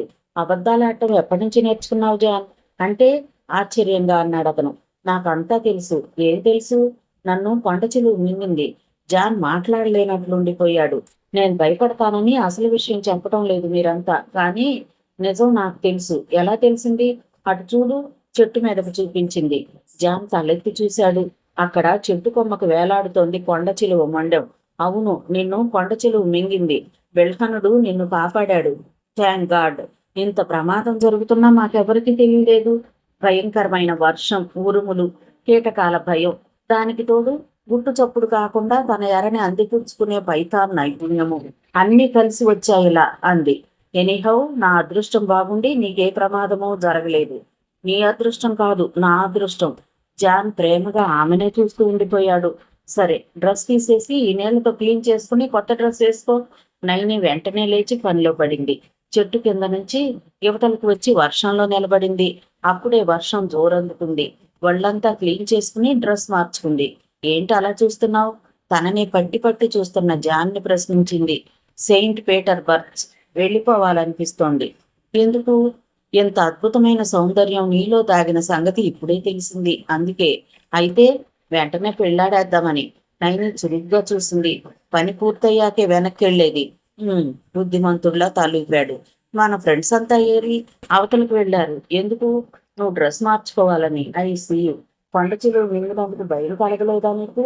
లేదు. అలా భయపడేదాన్నైతే ఇలా నీతో అడవులకు వచ్చేదాన్నే కాదు. మేధావి బృందం వచ్చేసింది. నైనికోను చూసి అందరూ సంతోషాన్ని వెలుగుచ్చారు. థ్యాంక్స్ ఎలాడ్. బెల్హనుడు దగ్గరకెళ్ళి చెయ్యి తీసుకుని ముంజేతిని ముద్దెట్టింది. వెల్కమ్. ఇందులో ఏముంది? ఒకరికి ఆపద వస్తే మిగిలిన అందరూ కలిసి రక్షించాలి మరి అన్నాడు బెల్హనుడు. ఒక్క క్షణం ఆగి జాన్ వైపు చూసి అన్నాడు. అయినా అప్పుడే చెప్పేశావా? నో, నేను చెప్పలేదు, తనే గ్రహించేసింది అన్నాడు జాన్. చూస్తుండగానే ఆకాశంలో మబ్బులన్నీ చెదిరిపోయి తీక్షణంగా ఎండ కాయసాగింది. ఇప్పుడు టైం 12 కావస్తోంది. ఓ గంట నడిచాక లంచ్ తీసుకున్నాం. అదే రైట్. చూశాక తినాలంటే ఏదోగా ఉంది అంది తపతి. సరే అన్నాడు బెల్హనుడు.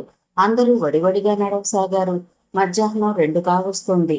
ఎండ ప్రచండంగా కాస్తోంది. మహావృక్షాలు చక్రం పడుతున్నా చెమటలు కారసాగాయి. అలుపు తెలియని వీరుల్లా అందరూ వడివడిగా నడవసాగారు. రాను రాను అంతా మైదాన ప్రాంతంలా ఉంది. కనుచూపు మేర చెట్టనే మాటే కానదన్నట్లుగా ఉంది. ఆశ్చర్యంగా ఉందే. మేం పోయినసారి వచ్చినప్పుడు ఇటువైపు ఇంత విశాలమైన మైదాన ప్రాంతం లేదే అన్నాడు కపర్తి. అంత ఆశ్చర్యపోవటానికి ఏం లేదు. దావానలం అన్న మాట ఇప్పుడైనా విన్నావా అడిగాడు బెల్హనుడు. విన్నాం. అంటే అడవిలో పుట్టే కార్చిచ్చు అని అర్థం. సాధారణంగా దట్టమైన అడవుల్లో చెట్ల రాపిడి వల్ల పుట్టిన అగ్ని కిలోమీటర్ల దూరం వరకు వ్యాపించి భస్మీపటలం గావిస్తుంది. అలాంటిదే జరిగి ఉంటుంది. అయ్యుండొచ్చు అన్నాడు కపర్తి. చెట్ల రక్షణ కూడా లేకపోవడంతో మరింత వేడిగా అనిపించసాగింది. హారిబుల్ స్వెట్టింగ్ అన్నాడు జాన్ కర్చీఫ్తో ముఖం తుడుచుకుంటూ. ఎక్కడైనా ఆగి కాసేపు విశ్రాంతి తీసుకున్నాం అన్నాడు వనమాలి. ఎక్కడా కనుచూపు మేరలో నీడన్నదే లేదు మరి అన్నాడు బెల్హనుడు. నిజమే అన్నాడు కపర్తి. లేని ఓపిక తెచ్చుకుని నడుస్తూనే ఉన్నారు. ఇలాంటి సమయాల్లో పనికొచ్చేలా ఒక సోలార్ క్యారోస్ తెచ్చాను, కానీ అది పనికి రాకుండా పోయింది. బ్యాడ్ లక్ అన్నాడు జాన్. తీయండి, రిపేర్ చేయడానికి పనికొస్తుందేమో చూద్దాం అన్నాడు పాత్రో. జాన్ తన లగేజ్ విప్పి అందులో మడిచి పెట్టి ఉన్న ఓ 1/2 మీటర్ పొడవున్న వస్తువును యువతనికి తీసి విడదీశాడు. ఫైబర్ ఐరన్ మిక్స్ చేసి తయారు చేసిన తేలికైన వస్తువు అది. సామాన్లు మోసే ఒక వాహనం ఇది అన్నాడు జాన్. ఎందుకు పనికి రాకుండా పోయింది? దానికి ఉండాల్సిన 4 చక్రాల్లో ఒకటి మిస్ అయింది. చక్రమా అంటూ క్యారేజీ వైపు చూశాడు బెల్హనుడు. అవును, ఇదిగో 3 చక్రాలే ఉన్నాయి, 4వ చక్రం పోయింది అన్నాడు జాన్. ఎక్కడ మిస్ అయింది? చింతలపాడు దగ్గర. అక్కడ ఆటవికులకు మాకు జరిగిన స్వల్ప ఘర్షణలో ఆ చక్రం మిస్ అయింది. 1 మినిట్ అని బెల్హనుడు చింతలపాడు సమీపంలో దొరికిన తేలికైన చక్రాన్ని బ్యాగ్లోంచి బయటకు తీశాడు. ఎస్, అదే. జాన్ మైనీలు ఒక్కసారే అరిచినంత పనిచేశారు. ఆ చక్రాన్ని వాళ్ళకిచ్చాడు బెల్హనుడు. ఇప్పుడు చూడండి, క్షణంలో తయారు చేస్తాను. జాన్ హుషారుగా పని మొదలు పెట్టాడు. అందరూ అటే చూస్తూ కూర్చున్నారు. జాన్ తన బ్యాగ్ లోంచి అడుగున్నారు పొడవున్న 4 లావాటి గొట్టాలను బయటకు తీశాడు. అంతే, పొడవు వెడల్పున్న ఓ ప్లేట్ను తీశాడు. లావుపాటి గొట్టాన్ని తీసుకుని ఒక్కో గొట్టాన్ని ఫోల్డింగ్ లోంచి విడదీస్తూ పొడవుగా లాగాడు. అలా 4 గొట్టాలు ఒక్కొక్కటి 4.5 అడుగుల పొడవుకి సాగాయి. తరువాత ఒకదానికొకటి లింకప్ చేశాడు. వాటికి 4 వైపులా 4 చక్రాలను అమర్చాడు. తర్వాత ప్లేట్ను కూడా ఫోల్డింగ్స్ తీసి అమర్చి గొట్టాల మీద చిన్నపాటి స్క్రోలతో బిగించాడు. చూస్తుంటే పెద్ద పెద్ద కర్మాగారాల్లో అటు ఇటు మోసుకెళ్లే లోడ్స్ మోగుందది. ఇంకా భుజాల మీద ఆ లగేజ్ని మోస్తారేంటి? అన్నీ తెచ్చి దీని మీద పెట్టండి అన్నాడు జాన్. అందరూ కదిలి వెళ్లి తమ లగేజ్ని ఆ వాహనం మీద పెట్టారు. అన్నిటినీ మోస్తుందా? సందేహించాడు వనమాలి. ఓ, ఇదేం ఆషామాషి వాహనం కాదు, ఫైరన్తో తయారైంది. ఫైరన్ అంటే అన్నారు అందరూ. ఫైబర్ ప్లస్ ఐరన్, వీటిని మిక్స్ చేసి తయారు చేశారు. అందుకే తేలికతో పాటు దృఢత్వము ఎక్కువే. ఈ రష్యాలోని స్పేస్ సైంటిస్టుల మేధస్సుకి ఇదో మచ్చుకొనక అన్నాడు జాన్. వాహనం మధ్యగా ఓ ఫైరన్ స్టిక్ ను ఫిక్స్ చేసి అదెందుకు? సామాన్లతో పాటు ఆ వాహనం మీద పయనించే వాళ్ళకి ఊత అంటూ రిమోట్ ద్వారా దాన్ని కదిలించింది. మనుషులు నడిచే సాధారణ వేగాన్ని కొనసాగిస్తూ మూవ్ అయింది. నైని లేడి పిల్లలా దాని మీద ఎగిరి సామాన్లు పక్కగా మిగిలిన కొద్దిపాటి స్థలంలో నిలబడింది. అద్భుతం అంది తపతి. సామాన్లు తక్కువగా ఉంటే మనము దాని మీద కూర్చోవచ్చు అన్నాడు జాన్. మోత తప్పింది, హ్యాపీగా నడవచ్చు అన్నాడు బెల్హనుడు. అందరూ సునాయాసంగా నడవసాగారు. కొంత దూరం వెళ్ళాక నైని దిగి తపతిని ఎక్కమంది. తపతి సందేహంగా చూసింది. అందరికీ ఛాన్స్ ఉంటుంది, తలా కాసేపు జర్నీ చేద్దాం అంది నైని. సరే అంటూ తపతి ఎక్కింది. అలా సూర్యాస్తమయం అయ్యేసరికి అందరూ రైడింగ్ చేశారు. అయినా అడవి సాంద్రత పెరగలేదు. ఇక నైట్ షెల్టర్ కి అనువైన ప్రదేశం వెతుక్కోవాలి అన్నాడు బెల్హనుడు. అలాగే మంచినీళ్లు కూడా. మన దగ్గరున్న వాటర్ స్టోరేజ్ డెడ్ పాయింట్ కి వచ్చేసింది అన్నాడు విశ్వంజీ. ఎహె, లుక్ ఎట్ దట్ అరిచాడు జాన్. అందరూ అటు చూశారు. అదేదో రాజభవనంలా ఉంది. రాతితో కట్టిన ఆ భవనం చాలా వరకు శిథిలమైపోయినా దాని షేప్ లో మార్పు రాలేదు. ఈ రాత్రికి అందులో స్టే చేద్దాం అన్నాడు వనమాలి. బెల్హనుడు వద్దన్నట్టు తలూపాడు. ఎందుకని? రెట్టించాడు వనమాలి. అపరిచిత ప్రదేశాల్లో ఇలాంటి కట్టడాల్లో రాత్రిళ్లు గడపకూడదు అన్నాడు. ఎందుకని అడిగాడు ఆర్య. క్రూర మృగాలు, విషకీటకాలు, ఇంకా మనిషికి హాని చేసేవెన్నో ఇలాంటి వాటిల్లో నివాసం ఏర్పరచుకుని ఉంటాయి. మనం వెనక ముందు చూడకుండా చొరబడితే ప్రమాదం. అడవి మధ్యలో రాజమహల్ ఉండటమేంటి? పూర్వకాలంలో రాజులు వేటకెళ్లినప్పుడు లేదా రాజ్యపాలనలో అలసిపోయి రిలాక్స్ అవ్వటానికి ఇలాంటి చోట గడిపేవారు. ఎవరూ ఊహించలేని చోట ఇలా నిర్మించుకునేవారు. అది కూడా మంచినీళ్లు లభ్యమయ్యే ఏ నీటి ఓట సమీపంలోనూ నది దగ్గర ఈ నిర్మాణాలు జరిగేవి కనుక ఇక్కడికి దగ్గరలోనే జలవనరులుండొచ్చు. అయితే ఆ నీళ్ల ఆచూకీ తెలుసుకుని అక్కడ టెంట్స్ వేసుకుందాం. కరెక్ట్. అందరూ భవనాన్ని దాటుకుని ముందుకు సాగారు. భవనం చాలా ఎత్తుగా ఉంది.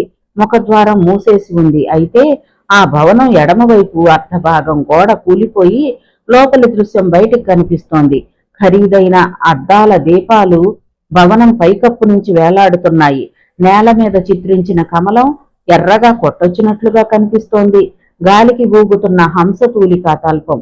ఆ భవనం లోపలికి వెళ్లి చూడాలని కపర్దికి వనమాలికి మనసు పీకింది. బెల్హనుడు కోపగించుకుంటాడని ఆ మాట బయటకు చెప్పలేదు.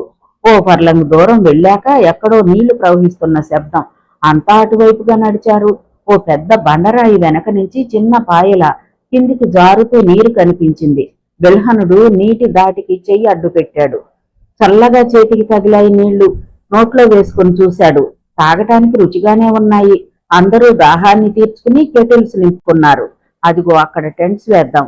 నీటి పాయకు 20-30 అడుగుల దూరంలో కాస్త ఎత్తుగా ఉన్న చోటు చూపిస్తూ అన్నాడు.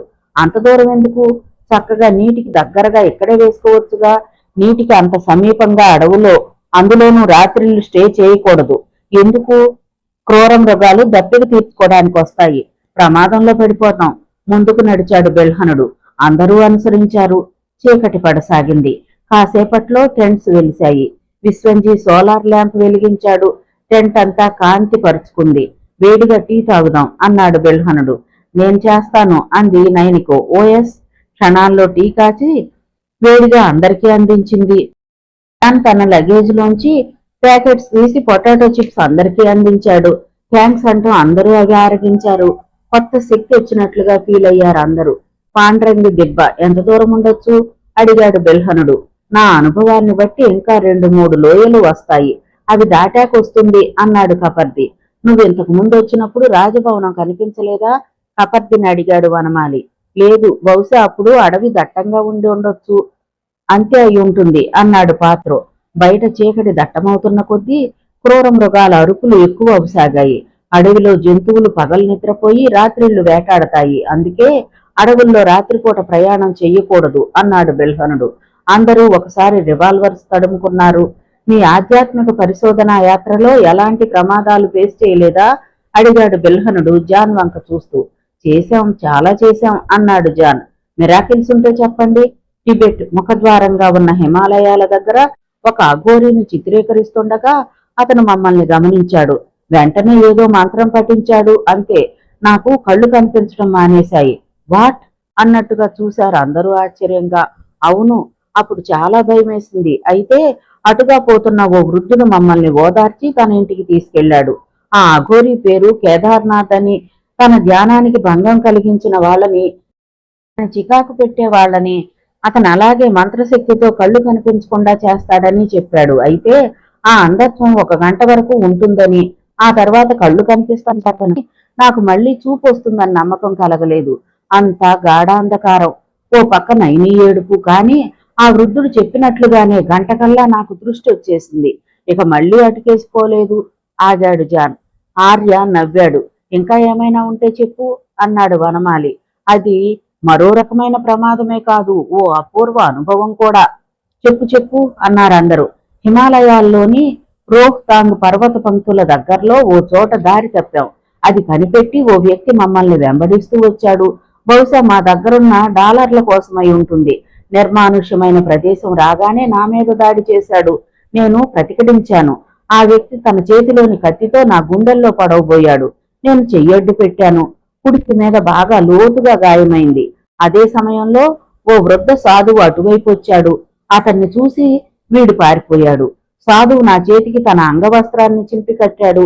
నా తల మీద చెయ్యి పెట్టి దీవించి వెళ్లిపోయాడు. నా చెయ్యి విపరీతమైన బాధ పెట్టసాగింది. వెంటనే డాక్టర్ని చూడాలి అని వడివడిగా అడుగులేస్తున్నాం. అలా ఓ 5 నిమిషాలు నడిచామో లేదో హఠాత్తుగా చెయ్యి నొప్పి మాయమైపోయింది. చేతిని చూద్దును కదా, ఆ సాధువు కట్టిన కట్టు లేదు, చేతికైన గాయమూ లేదు, రక్తమూ లేదు. నిజంగానా అంది తపతి. పచ్చి నిజం అంది నైనికో. ఇదిగో ఇదే ఆ గాయం తాలూకు మచ్చ. అదృష్టం. భారతీయుడివి కాకపోయినా భారతీయ మహిమాన్వితుల దర్శనం, వాళ్ళ ద్వారా దివ్యానుభూతుల్ని పొందటం అదృష్టం కాదా అన్నాడు విశ్వంజీ. అది నా పూర్వజన్మ సుకృతం అన్నాడు జాన్. 9 కావస్తోంది అన్నాడు పాత్రో. అయితే తినేసి పెందరాళ్లే నిద్రపోదాం. కేకారణ్యంలో పర్వత సానువుల్లోనూ సముద్ర గర్భంలోనూ సామాన్యులకు తెలియని మరో ప్రపంచం దాగి ఉంటుంది. ఏ కొందరు సాహసికులో వాటి మర్మాల్ని ఛేదించి ప్రపంచానికి వెల్లడిస్తూ ఉంటారు అన్నాడు పాత్రో. నేషనల్ జియోగ్రాఫిక్ ఛానల్లోనూ మరికొన్ని ఛానల్స్ లోనూ కొన్ని అపురూప దృశ్యాలు చూపించగలుగుతున్నారు. మీడియా వల్ల ఇది పెద్ద లాభమే. ఈ రోజుల్లో అతి సామాన్యమైన విషయం ఇది అన్నాడు విశ్వంజీ. ఏది ఏమైనా గ్రంథ ప్రమాణాలు అవసరం. అవి ముందు తరాల వారికి ఉపయోగపడతాయి అన్నాడు వనమాలి. లిఖితంగానూ అవసరం, సీడీలుగానూ అవసరమే అన్నాడు బెల్హనుడు. భోజనాలు కానిచ్చి లేచారు. మొదటగా మేమిద్దరం క్యాంప్ గార్డు చేస్తాం అన్నాడు వనమాలి కపర్దిని తనతో కలుపుకుంటూ. అందరూ పడుకునే సన్నాహాలు చేసుకోసాగారు. వనమాలి, కపర్ది చెరో మెషిన్ పిస్టల్ పుచ్చుకుని బయటకు నడిచారు. ముసురుకున్న మబ్బుల మధ్య బందీ అయిన వెన్నెలరేడు పత్తా లేకుండా పోయాడు. చీకట్లో మిణుగురు పురుగుల కాంతి క్షణకాలం చమకమని మాయమవుతోంది. ఏంటి మనిద్దరం బ్యాచ్ని నువ్వే గబగబా సెలెక్ట్ చేశావు అడిగాడు కపర్ది. పద చెప్తానంటూ టెంట్కి ఎదురుగా ఉన్న రాయి వైపు నడిచాడు వనమాలి. కపర్ది అనుసరించాడు. ఇద్దరూ రాయి మీద అనువు చూసుకుని కూర్చున్నారు. కపర్ది, మనిద్దరం రాజభవనంలోకి వెళ్ళబోతున్నాం అన్నాడు వనమాలి. గుడ్, నేను రెడీ. Thank God. నిన్నే ఎలా కన్విన్స్ చేయాలా అని అనుకుంటున్నా. నాకు చాలా ఇంట్రెస్ట్ గా ఉంది, కానీ వాళ్ళ మాట కాదని వెళ్ళలేం కదా. అవునులే, ఇప్పుడు మనం వెళ్లే విషయం వాళ్ళకి తెలియదు. వెళ్ళి ఓ గంటలో వచ్చేద్దాం. మరి కాపలా ఎలా? త్వరగా వచ్చేద్దాం పద. ఇద్దరూ లేచారు. వాళ్ళ ముందు తరాల వాళ్ళు వాడిన వస్తువుల్ని చూసి వాళ్ళ జీవన శైలి అలవాట్లు తెలుసుకుంటుంటే గొప్ప థ్రిల్లింగ్ గా ఉంటుంది. కొన్ని క్షణాలు అప్పటి కాలంలోకి పయనించిన అనుభూతి కలుగుతుంది. ఆ అనిర్వచనీయమైన ఆనందం పొందాలంటే కొంత సాహసం చేయాలిగా అన్నాడు వనమాలి. ఆ భవనంలో ఏముంటాయంటావు? అది ఖచ్చితంగా ఏం చెప్పగలం? ఆ భవనం కట్టించిన రాజుగారి వస్తువులు, ఆయుధాలు, అతని అభిరుచిని తెలిపే కళాకృతులు ఇలాంటివే ఉంటాయి. నేను వారణాసి వెళ్ళినప్పుడు దక్షిణ కాశీలో ఓ మహారాజు కోటను చూశాను. అందులో కత్తులు, తుపాకులు, బంగారు జలతారుతో నేసిన దుస్తులు, బ్రిటిష్ వారు ఆయనకు బహుమతిగా ఇచ్చిన రకరకాల కార్లు, దేశ విదేశాల కరెన్సీ, నాణేలు, గుర్రపుశాల, విశ్రాంతి మందిరం, కోల్లాసం కోసం నిర్మించిన డాన్స్ హాల్. అందులో ఆయన ఆస్థాన నర్తకి నృత్యం చేసేదట. గాన కచేరీలు, పౌరాణిక నాటకాలు జరిగేవట. గైడ్ అన్ని వివరంగా చెప్పుకొచ్చాడు. మనకు అలాంటి గైడ్ లేడు కదా. నో ప్రాబ్లం, నా అనుభవాన్ని జోడించి ఊహించగలను. అక్కడి అమెరికలను బట్టి అర్థమవుతాయి. కౌలు కాన్సనిది ఏముంటుంది? నవ్వాడు కపర్ది. వెన్నెల చూడు, పిండారబోసినట్లుగా ఉంది. ఈ చల్లని కాంతిలో నడుస్తుంటే ఎంతో ఆహ్లాదంగా ఉంది. వెన్నెల్లో ఆ రాజభవనం చూడు, మనల్ని రారమ్మన్నట్లుగా పిలవటం లేదు. అదే మరి కవి హృదయం అంటే. నేనలా చెప్పలేకపోయాను మరి. చంద్రుడు నడినెత్తి మీద ఉండి మనకి వెన్నెల గొడుగు పడుతున్నాడు. అది చూసి కాబోలు నక్షత్రాలు అనుకుంటున్నాయి. పరిసరాలు పరాచికాలాడుతున్నట్లు సన్నని శబ్దాలు వినిపిస్తున్నాయి. చల్లని గాలి ఎక్కడి నుంచో పరిమళాలు మోసుకొస్తున్నాయి. మీకు తోడుగా మేమున్నామంటూ మన నీడలు వెన్నంటి వస్తున్నాయి. వాతావరణం అంతా మత్తుమందు చల్లినట్లుగా ఏదో ట్రాన్స్ లోకి నెడుతుంది. ఈ అనుభూతిలో ఇలా చచ్చిపోతే చాలనిపిస్తుంది ఉద్వేగంగా అన్నాడు వనమాలి. Marvellous, excellent. నీ విశ్లేషణ వింటుంటే కానీ మనం స్వర్గంలో ఉన్నామని నాకు తెలియలేదు అన్నాడు కపర్ది. వనమాలి నవ్వాడు. కళాకారుడి స్పందన ఎంత గొప్పగా ఉంటుందో ప్రత్యక్షంగా చూస్తున్నాను. మామూలు వ్యక్తికి, కళాకారుడికి స్పందించే హృదయం ఉంటుంది. అయితే కళాకారులకు ఆ స్పందన ఏదో రూపంలో బయట పెట్టుకోలేకపోతే స్థిమితం ఉండదు. అనీజీగా ఫీల్ అవుతారు. ఐసి, మనం రాజభవనాన్ని చేరుకున్నాం అంటూ వనమాలి వంగి ఓ చిన్న రాయిని చేతిలోకి తీసుకున్నాడు. అదెందుకు? ముందు దీన్ని ఆ భవంతిలోకి విసురుదాం. అక్కడ ఏదైనా జంతువులు గాని అలాంటి జీవులు గాని ఉంటే ఆ అదురికి బయటకు వచ్చేస్తాయి. లోపలి పరిస్థితి కొంతవరకు అర్థమవుతుంది. Good idea. వనమాలి బలవంతా ఉపయోగించి రాయిని విసిరాడు. ఎక్కడా అలికిడలేదు. వనమాలి మరో 2 వైపుల నుంచి 2 రాళ్లు విసిరాడు. అవి విసురుగా దూసుకెళ్లి లోపలెక్కడో పడినట్లుగా ధ్వని వినిపించింది. ఇద్దరూ ఎలర్ట్ అయ్యారు. క్రూర మృగాల వంటివి ఏవైనా భవనంలోంచి బయటకు వస్తాయేమో అని పిస్టల్స్ రెడీగా పెట్టుకున్నారు. 10 నిమిషాలు ఎదురు చూశారు. ఎక్కడా ఎలాంటి అలికిడి లేదు. వెన్నెల వెలుగులో రాజభవనం ఏ చిత్రకారుడో ఆఫ్టోన్ లో గీసిన చిత్రంలా అందంగా నిశ్చలంగా ఉంది. ఓకే, లెటస్ మూవ్ అన్నాడు వనమాలి. ఇద్దరూ ఓ మూల ఉన్న పగుల్లో నుంచి భవనంలోకి ప్రవేశించారు. లుక్ దేర్, విభ్రాంతిగా అరిచాడు కపర్ది. టార్చ్ వెలుగు ఫోకస్ వైపు దృష్టి సారించాడు వనమాలి. వెనక్కి తిరిగి ఓ స్త్రీ నిలబడి ఉంది. సుమారు 5.5 అడుగుల ఎత్తు, అందుకు తగిన శరీరాకృతి, అందమైన జఘన భాగం. దాన్ని చుంబిస్తున్న పొడవైన జడతో ఠీవీగా నిలబడి ఉంది. హలో, ఎలా సంబోధించాలో, ఏమని పలకరించాలో తెలియని వనమాలి నోటికొచ్చినట్లు విష్ చేశాడు. ఆమెలో ఎలాంటి కదలిక లేదు.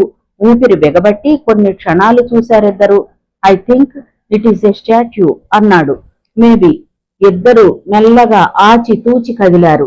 దగ్గరకు వెళ్ళాక వాళ్ళ అంచనా నిజమే అయింది. అదొక శిల్పమే. జీవకళ ఉట్టి పడుతోంది. నిజమైన స్త్రీమూర్తే కావాలని శిల్పంగా నిలబడిందేమో అనిపిస్తోంది. Wonderful, fantastic. ఇద్దరూ ఆ శిల్పాన్ని తాకి చూశారు. స్త్రీ మృదుత్వానికి భిన్నంగా కఠినంగా ఉంది. సరిగ్గా అప్పుడే ఆ శిల్పం గిర్రున ఓసారి తిరిగింది. ఇద్దరూ బెత్తరపోయారు. సన్నని సబడి, ఎక్కడి నుంచో నీళ్లు పారుతున్నట్లు ఇద్దరూ ఒకరినొకరు చూసుకున్నారు. ఎందాకలేది చప్పుడు అన్నాడు వనమాలి. అవును, ఇద్దరూ చెవులు రిక్కించి విన్నారు. అప్రయత్నంగా నేలవైపు చూశారిరువురు. ఆశ్చర్యం! శిల్పం పాదాల దగ్గర ఒక సొరంగ మార్గం కనిపించింది. ఏం చేద్దాం అన్నట్లు ఇద్దరూ ఒకరినొకరు చూసుకున్నారు. గెట్ డౌన్ అన్నాడు వనమాలి ముందుగా తేరుకుని. ఆగు! ఏం? నాకెందుకో ప్రమాదం అనిపిస్తోంది. సిల్లి, ఏం కాదురా. అతను చెయ్యి పట్టుకుని గబగబా దిగసాగాడు వనమాలి. మెట్లు దిగుతున్న కొద్దీ చల్లగా అనిపిస్తోంది. రాను రాను ఏవో కాంతి రేఖలు టార్చ్ వెలుగుతో పోటీ పడుతున్నట్లుగా సన్నని కాంతులు. టార్చ్ ఆఫ్ చేశాడు కపర్ది. మసగ్గా 0 వాల్ట్ బల్బు లాంటి కాంతి చుట్టూ పరుచుకుంది. అది ఎటు నుంచి వస్తుందో మాత్రం తెలియటం లేదు. అప్పటికి వాళ్ళిద్దరూ మెట్లు దిగి ఓ 100 అడుగులు కిందకి చేరుంటారు. వాళ్ళున్న ప్రదేశం అతి పెద్ద బిల్డింగ్ తాలూకు సెల్లార్లా ఉంది. ఓ వైపు మెట్లు, మెట్లకి ఇరువైపులా అంచులు, ఎదురుగా దారి. ఆ దారి పొడవునా సన్నని వెలుగు. ఎక్కడా ఎలాంటి లైట్ లేదు. పోనీ మూన్ లైటా అంటే ఇంత దిగువ భూమిలోకి వచ్చే అవకాశమే లేదు అన్నాడు వనమాలి చుట్టూ చూస్తూ. కబర్ది ఓ అంచు దగ్గరికి నడిచాడు. అక్కడ చేత్తో తడిమాడు. అర్థమైంది. ఏమిటది? ఈ సన్నని కాంతికి కారణం క్లౌడింగ్ క్రాబ్ అనే అరుదైన పీత జాతికి చెందిన డిప్పలు అంటే. ఆశ్చర్యంగా చూశాడు. దాదాపు 100 ఏళ్ల క్రితం అంతరించిపోయిన జాతికి చెందిన క్లౌడింగ్ క్రాబ్స్ పీతలు. వీటి డిప్పలు స్వయం ప్రకాశక శక్తి కలిగి ఉండేవి. అంటే కాటుక లాంటి చీకట్లో 9 పీత డిప్పల్ని తెచ్చి పెడితే మనం చక్కగా మసలగలిగేంత వెలుగునిస్తాయవి. వాటి డిప్పల్ని చక్కగా ఓ షేపులో మలిచి ఈ అంచుకి తాపడం చేశారు. బాగా వెనకటి కాలంలో దుస్తుల్లోనూ ఆభరణంలోనూ ఈ డిప్పల్ని మెరుపు కోసం ఉపయోగించేవారు. ఈ విషయాలన్నీ మన విశ్వంజీకి బాగా తెలుసుంటాయి. టెక్నాలజిస్ట్ కదా, మార్వలెస్. నేటి ఆధునికులు మేము అది కనిపెట్టాం ఇది కనిపెట్టాం అంటూ కీర్తి కోసం పాకులాడడం ఎంత పిచ్చితనమో మన పూర్వీకుల ఒక్కో చాతుర్యము ఒక్కో ఆవిష్కరణ తేట తెల్లం చేస్తోంది. ఈనాడు మనం కొత్తగా కనిపెట్టామనుకుంటున్నవి వాళ్ళు ఏనాడో కనిపెట్టేశారు. Hats off. ఈ వెలుగు మన విద్యుత్ వంటిదై ఉంటుంది వాళ్ళకి. ఒక్కసారి వీటిని ఇన్స్టాల్ చేసుకుంటే జీవితం అంతా ఉచిత విద్యుత్ పొందవచ్చు. నెల నెల కరెంటు బిల్లుల బాధ ఉండదు. అవును, సరే పద. ఇంకొద్దు, ఇప్పటికే చాలా సాహసం చేశాం ఆందోళనగా అన్నాడు కపర్ది. వనమాలి ఒక్క నిమిషం ఆలోచించాడు. సరే పద అంటూ వెనుతిరిగాడు. ఇద్దరూ తిరిగి మెట్లెక్కి పైకి చేరుకున్నారు. అంతే, పిడుగుపడినట్లుగా అదిరిపడ్డారు. సొరంగ మార్గం మూసుకుపోయి ఉంది. అడ్డంగా ఉన్న రాయిని కదిలించబోయాడు వనమాలి. అణుమాత్రం కూడా కదల్లేదు. కపర్ది, వనమాలి ఎంతోసేపు ఆ రాయితో కుస్తీ పట్టి అలసిపోయారు. ఇప్పుడెలా? ఆందోళనగా అడిగాడు కపర్ది. అదే నాకు అర్థం కావడం లేదు. మనం ఇలా వచ్చిన సంగతి వాళ్ళెవరికీ తెలియదు. తెలిస్తే వాళ్ళొచ్చి ఏదో ఒకటి చేస్తారనుకోవచ్చు. ఇప్పుడు ఆ ఛాన్స్ కూడా లేదు. ఇదంతా నా వల్లే గిల్టీగా అన్నాడు వనమాలి. నోనో, అలా ఫీల్ అవ్వకు. తప్పైనా ఒప్పైనా ఇద్దరిదీను. సరే, కర్తవ్యం ఏముంది? ఇక్కడే వెయిట్ చేద్దాం. జీవితకాలమా?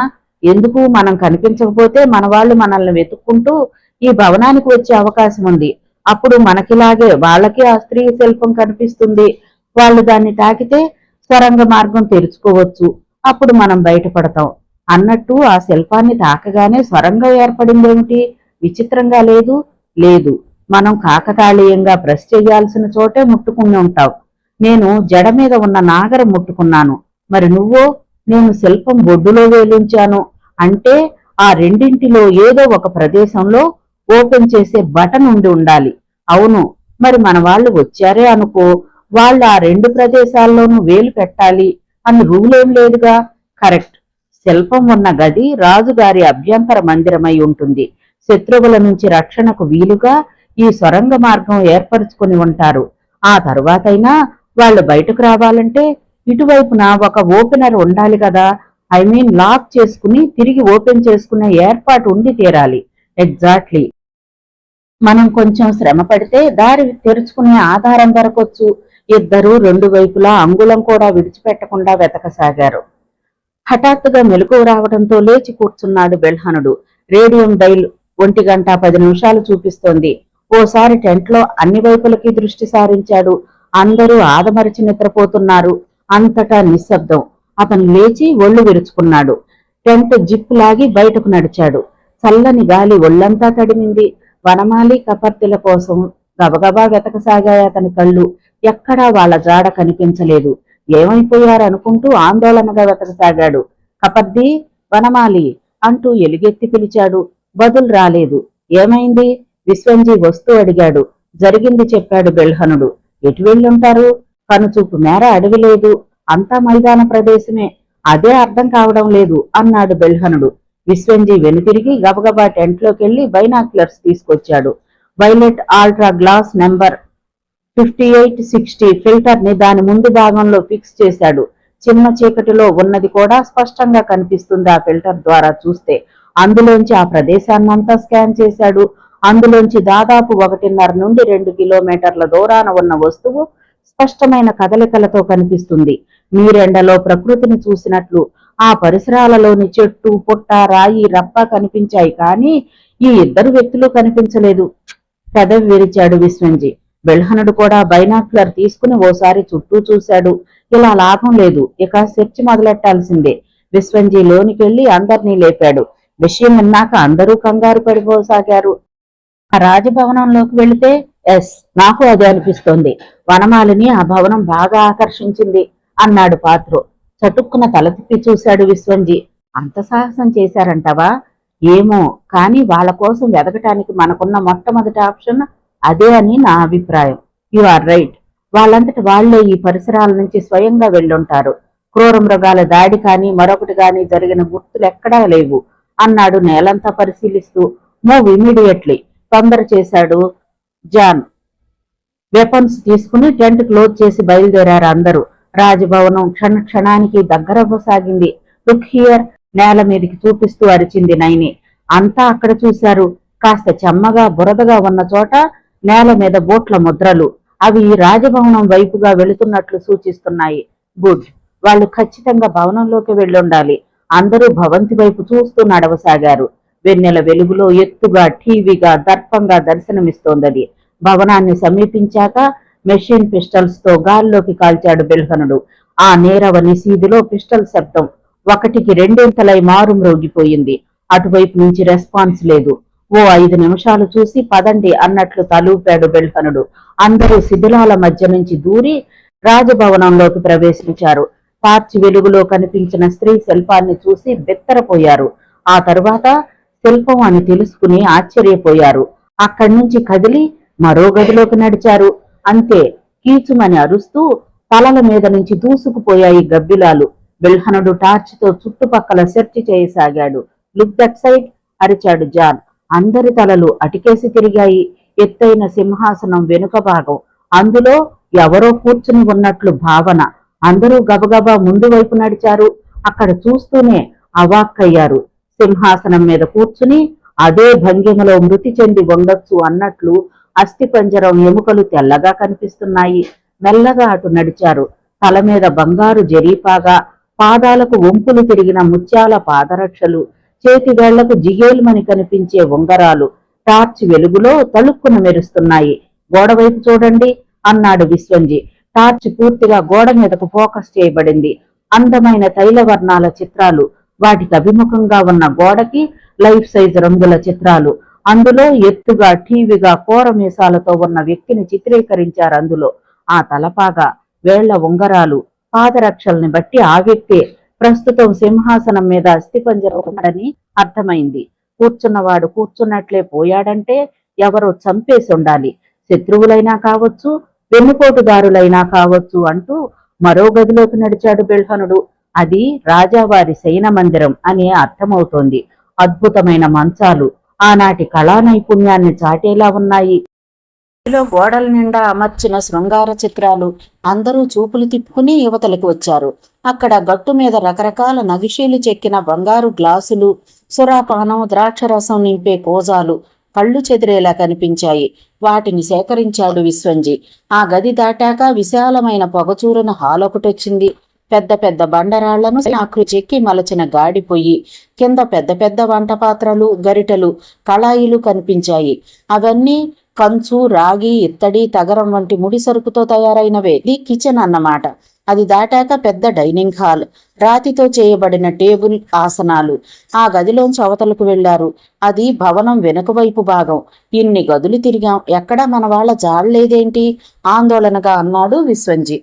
మిగతా కథ తరువాతి భాగంలో చూద్దామండి. కథ విన్నందుకు ధన్యవాదాలు. ఈ నవల మీకు నచ్చితే ఒక లైక్ చేయండి, షేర్ చేయండి, నా ఛానల్ని సబ్స్క్రైబ్ చేసుకోండి, నన్ను సపోర్ట్ చేయండి. మీరిచ్చే ఒక్క లైక్ నాకు, నా ఛానల్కి ఎంతో సపోర్ట్ని ఇస్తుందండి. మీ యొక్క విలువైన అమూల్యమైన సలహాలని, సూచనల్ని కామెంట్ రూపంలో తెలియజేయండి. Thank you. ఉంటానండి.